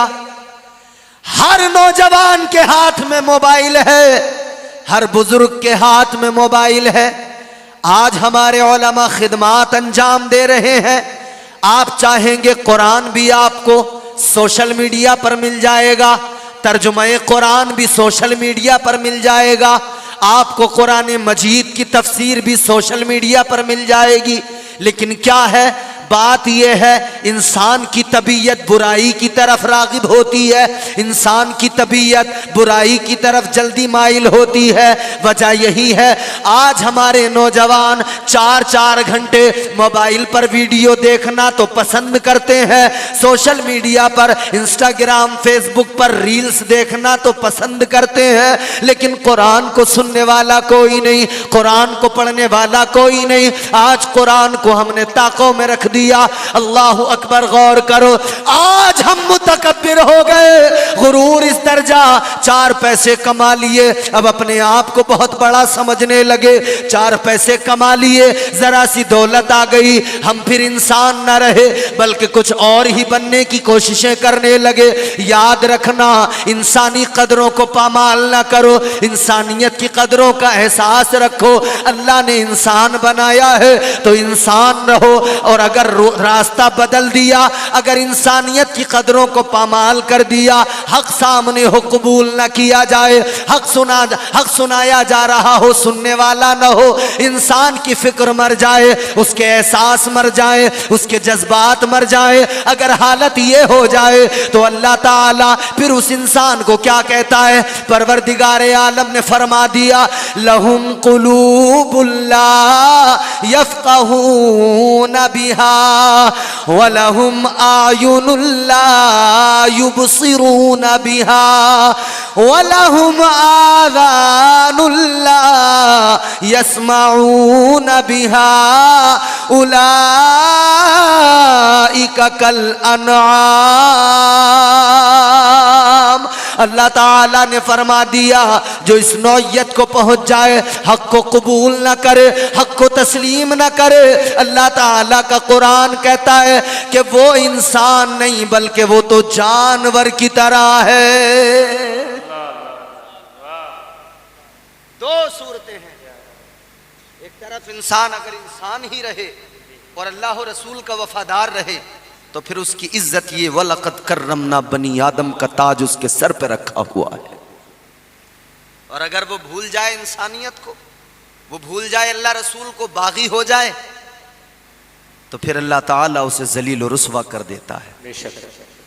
हक सामने हो तो हक को कबूल करना चाहिए, हक सामने हो तो उसको समझना भी चाहिए। चाहा उसकी मर्जी उसकी कुदरत उसने दोबारा जिंदा फरमा दिया। तो जिंदगी और मौत अल्लाह के इख्तियार में है। न कभी मौत से घबराएं, न कभी जिंदगी की ज्यादा फिक्र करें कि अरे साहब ये कैसे होगा, वो कैसे होगा, ये कैसे होगा, अरे साहब मर जाएंगे, अरे साहब ये हो जाएगा, अरे साहब कुछ नहीं। अल्लाह का खौफ एक बार दिल में आ गया ना, सारी दुनिया का खौफ निकल जाएगा। बस खौफ इतना दिल के अंदर लेके आओ कि अल्लाह का अज़ाब बड़ा सख्त है। किसी दुनिया के जालिम और जाबिर आदमी का उसकी सजाएं इतनी सख्त नहीं जितना सख्त अल्लाह का अज़ाब है। तो दुनिया की मोहब्बत निकलेगी, रब की मोहब्बत आएगी, फिर बंदा नमाजी भी बनेगा, इबादत भी करेगा, अपने रब को भी राजी करेगा। क्योंकि मुसलमानों ये बात जान लो, अल्लाह ने कुरान मजीद में फरमा दिया, वमा खलक़तुल जिन्ना वल इंसा इल्ला लियाबुदून। अल्लाह ने फरमा दिया, इंसानों को और जिन्नात को मैंने अपनी इबादत के लिए पैदा किया है। तो अल्लाह ने इबादत के लिए पैदा किया, मगर हाय इंसान, इबादत के अलावा तू हर काम करता है। अल्लाह ने जिस लिए पैदा किया वो काम बिल्कुल नहीं करता। इनसे शराबें खूब पियेंगे, जुआ खूब खेलेंगे, चुगलियां करवा लो, गीबतें करवा लो, तमाम दुनिया के बुरे से बुरे काम करवा लो, मगर नमाज के करीब नहीं जाएंगे, इबादत के करीब नहीं जाएंगे। हर बुरे काम में आज मुसलमान मुलव्विस है।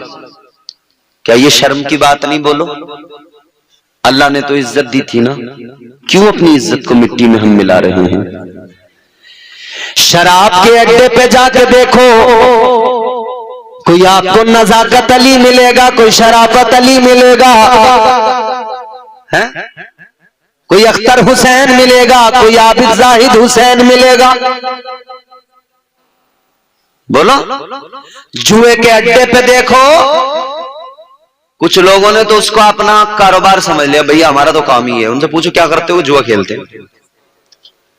मैंने ऐसे घर देखे हैं, ऐसे लोग देखे कि वो अपने बच्चों को जुआ खेलने के लिए ना रोकते हैं और उनके बच्चे उसी को अपना कारोबार समझते हैं। कहते हैं भाई आज तो अच्छा लग गया काम, कभी हार गए तो कहते हैं भाई आज जरा लक नहीं चला, आज हार गए। अल्लाह का कुरान सुनो, परवरदिगार ने फरमाया,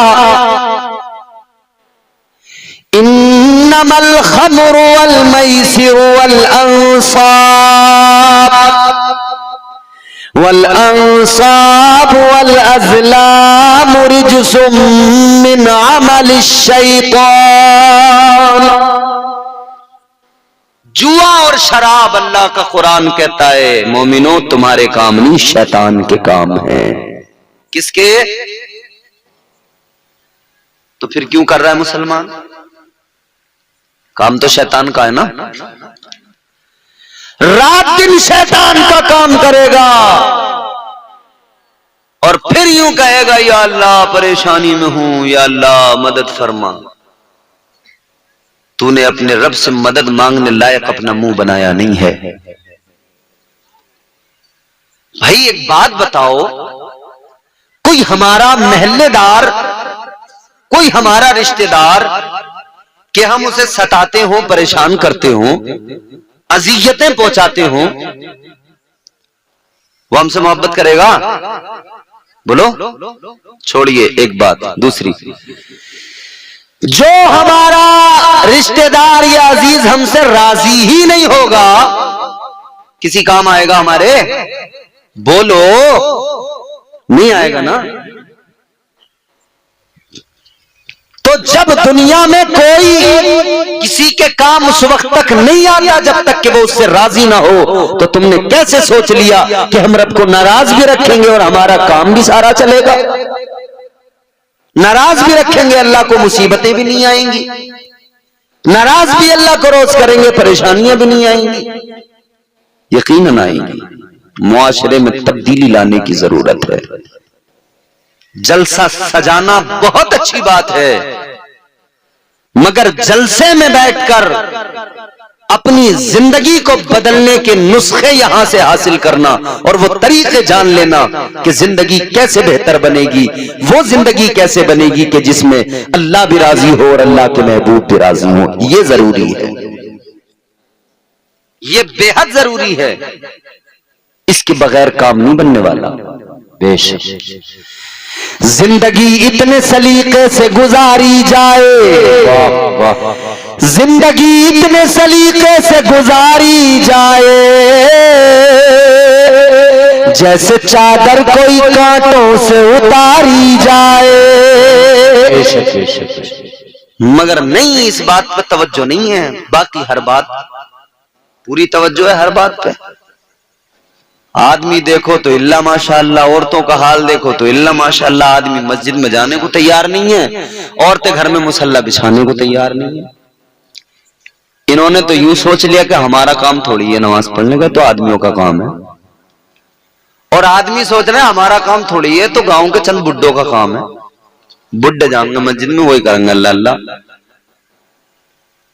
कई बूढ़े आदमी बेचारे बुजुर्ग अच्छे होते हैं, वो साजिद भाई अल्लाह अल्लाह करते रहते, नमाज पढ़ते। कई बुड्ढे तो मैंने ऐसे खूंखार देखे हैं कि रात में खांसी भी उठ रही है, इसे उठ भी रहा है, और 3 बजे इसकी आंख खुली और 3 बजे ने बीड़ी सूती एक और फिर सो गया दोबारा। और अगर नींद भी नहीं आई तो पड़ा बिस्तर पे, ये उठ के अल्लाह को राजी करने को तैयार नहीं है। एक पैर इसका कब्र में है और इसे पता है कि अब मेरी तैयारी हो चुकी है। इधर मालूम है कि कब्र में मारेंगे बहुत फरिश्ते, मगर यूं उल्टा हुआ। सर्दियों में देखो तो लिहाफ ओढ़े हुए यूं बैठा, बीड़ी सूत रहा दर और खांस रहा खोल खोल खोल, और मस्जिद में जाने को तैयार नहीं है। तो जिस घर का बुड्ढा ही नहीं आएगा, उस घर का जवान कैसे जाएगा? बोलो भाई, बच्चे तो माँ बाप से सीखते हैं। हमने ये देखा है कि अगर बाप कहीं चौपाल पे रोजाना 1 घंटा 2 घंटा बैठता हो, तो बच्चा ठहरा बाप को ढूंढता हुआ वहीं पहुंच जाता है। वहीं जाके अपने बाप के दाएं बाएं, बाप जुए के अड्डे बैठा हो तो बच्चा वहीं पहुंचेगा, वहीं दाएं बाएं। तो जुआरी का बच्चा जब जुए के अड्डे पे पहुंच के देखेगा मेरा अब्बा कर क्या रहा है, तो मुझे बताओ वो भी वही सीखेगा या नहीं सीखेगा? सीखेगा। मगर हमें कोई फर्क नहीं पड़ता। आज मुसलमान अपने दीन की, आज मुसलमान अपने दीन की खुद ही मजाक उड़ाए। इन्हें क्या हो गया है, इन्हें क्या हो गया है। झूठ बना है आज सियासत, झूठ बना है आज सियासत, सूद का पैसा खाएं इन्हें क्या हो गया है, इन्हें क्या हो गया है। आज मुसलमान अपने दीन का खुद ही मजाक उड़ाए, इन्हें क्या हो गया है, इन्हें क्या हो गया है। अब शेर सुना दूं आपको इसका। सैयद साहब किबला, पहले वो ब्लैक एंड व्हाइट टीवी चलते थे, उनकी तस्वीरें हिलती रहती थी और अलिफ लैला के दीवाने उस घर में धावा बोलते थे जहां पे वो टीवी होता था। वहीं पहुंचे और बच्चे उस दौर के जिसके घर टीवी, उसके घर जब पहुंचे तो वो उससे चीनी मंगवा रहा, दाल मंगवा रहा, सरफ मंगवा रहा, साबुन मंगवा रहा, करके काम करवा रहा। पानी भर दो बेटे पहले, फिर देखियो। शक्तिमान देखने गए थे मगर उसने इन्हीं शक्तिमान बना दिया, बेटे जरा पहले दाल लेके आओ फिर देखियो शक्तिमान है।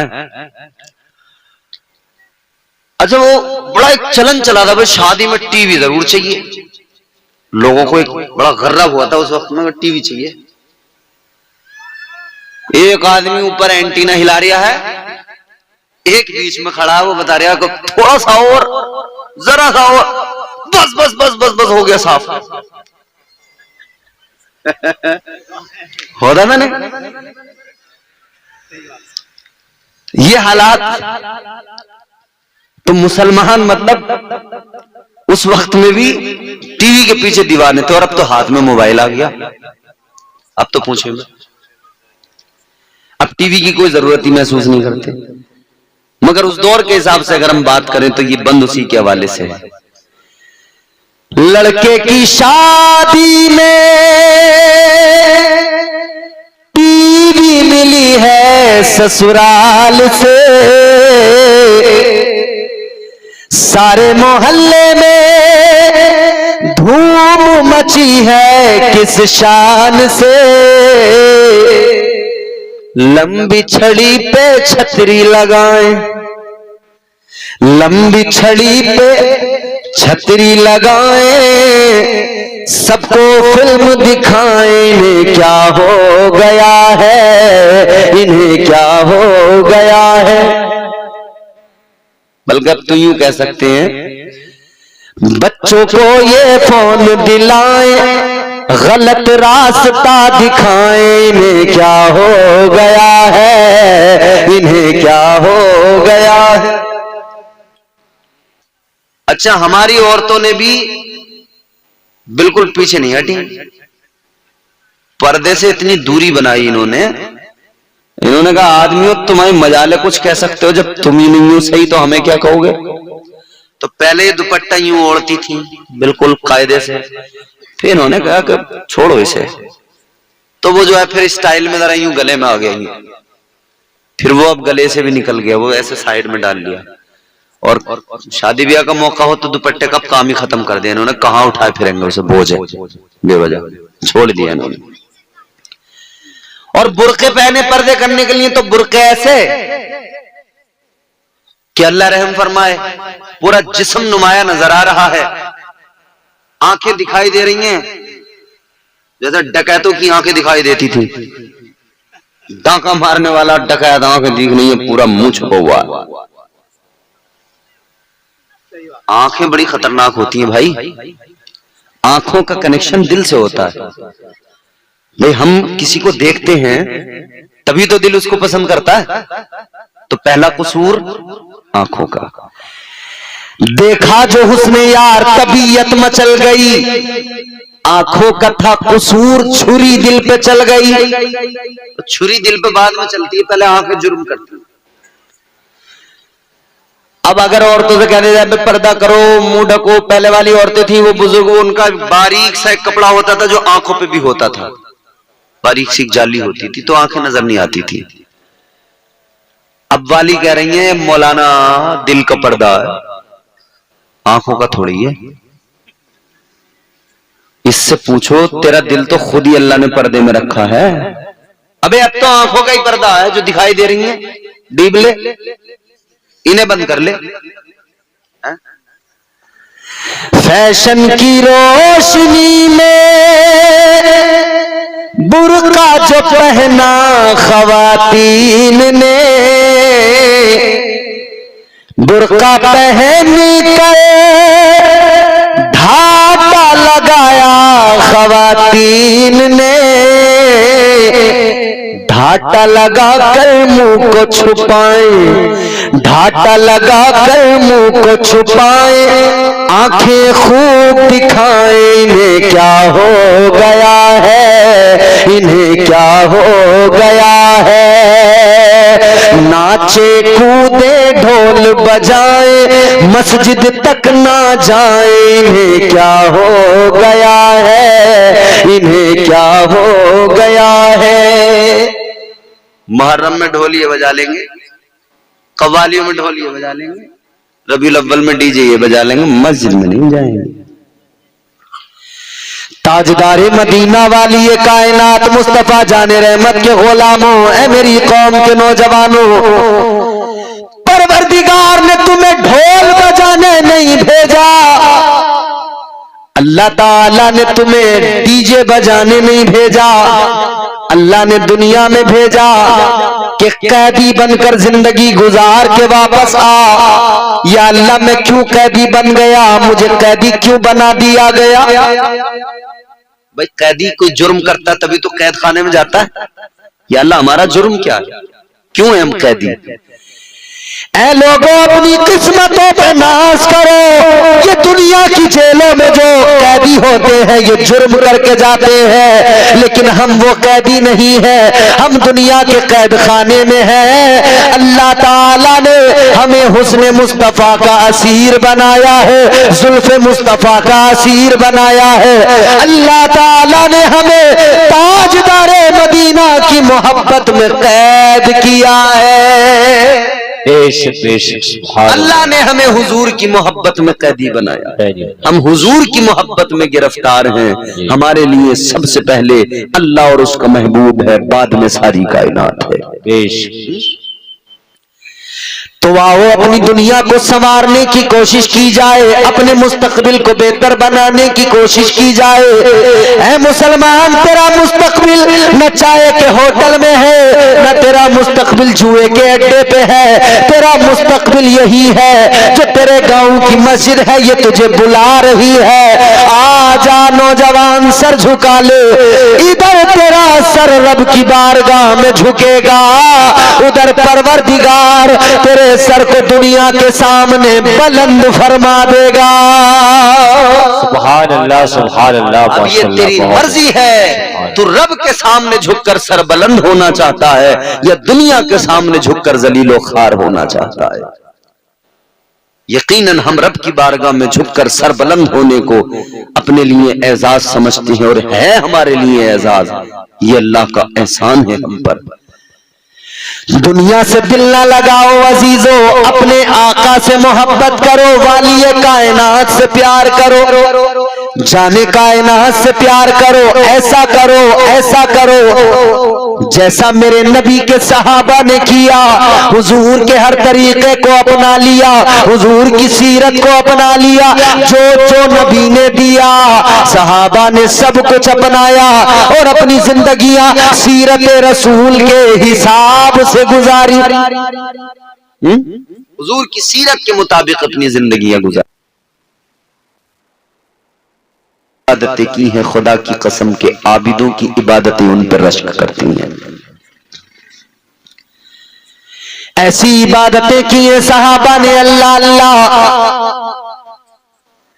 सहाबा ने रात रात में जाग जाग कर अपने मौला को राजी किया है, सजदे किए हैं। नबी के आशिकों ने सारी सारी रातें अल्लाह अल्लाह करने में गुजार दी, सारी सारी रातें अपने परवरदिगार की रजा की खातिर जाग जाग कर इबादतें कर कर के गुजार दी। आज भी आप जाग रहे हैं, जिक्र खुदा जिक्र मुस्तफा में बैठे हैं, ये भी जागना है आपका। थक गए आप लोग? 5 मिनट की और जहमत, फिर खत्म करते हैं बात। जाहिर है आदमी थक ही जाता है, इंसान है। मगर एक बात मैं आपको बताऊं, आप एक दिन जलसा सजाते मेहनत करते हैं, मगर एक दिन सुनने बैठते हैं ना अपने गांव में, और ये उलमा रोज जलसों में रहते हैं, रोजाना इन्हें रात को जागना है, रोजाना सफर भी करना है।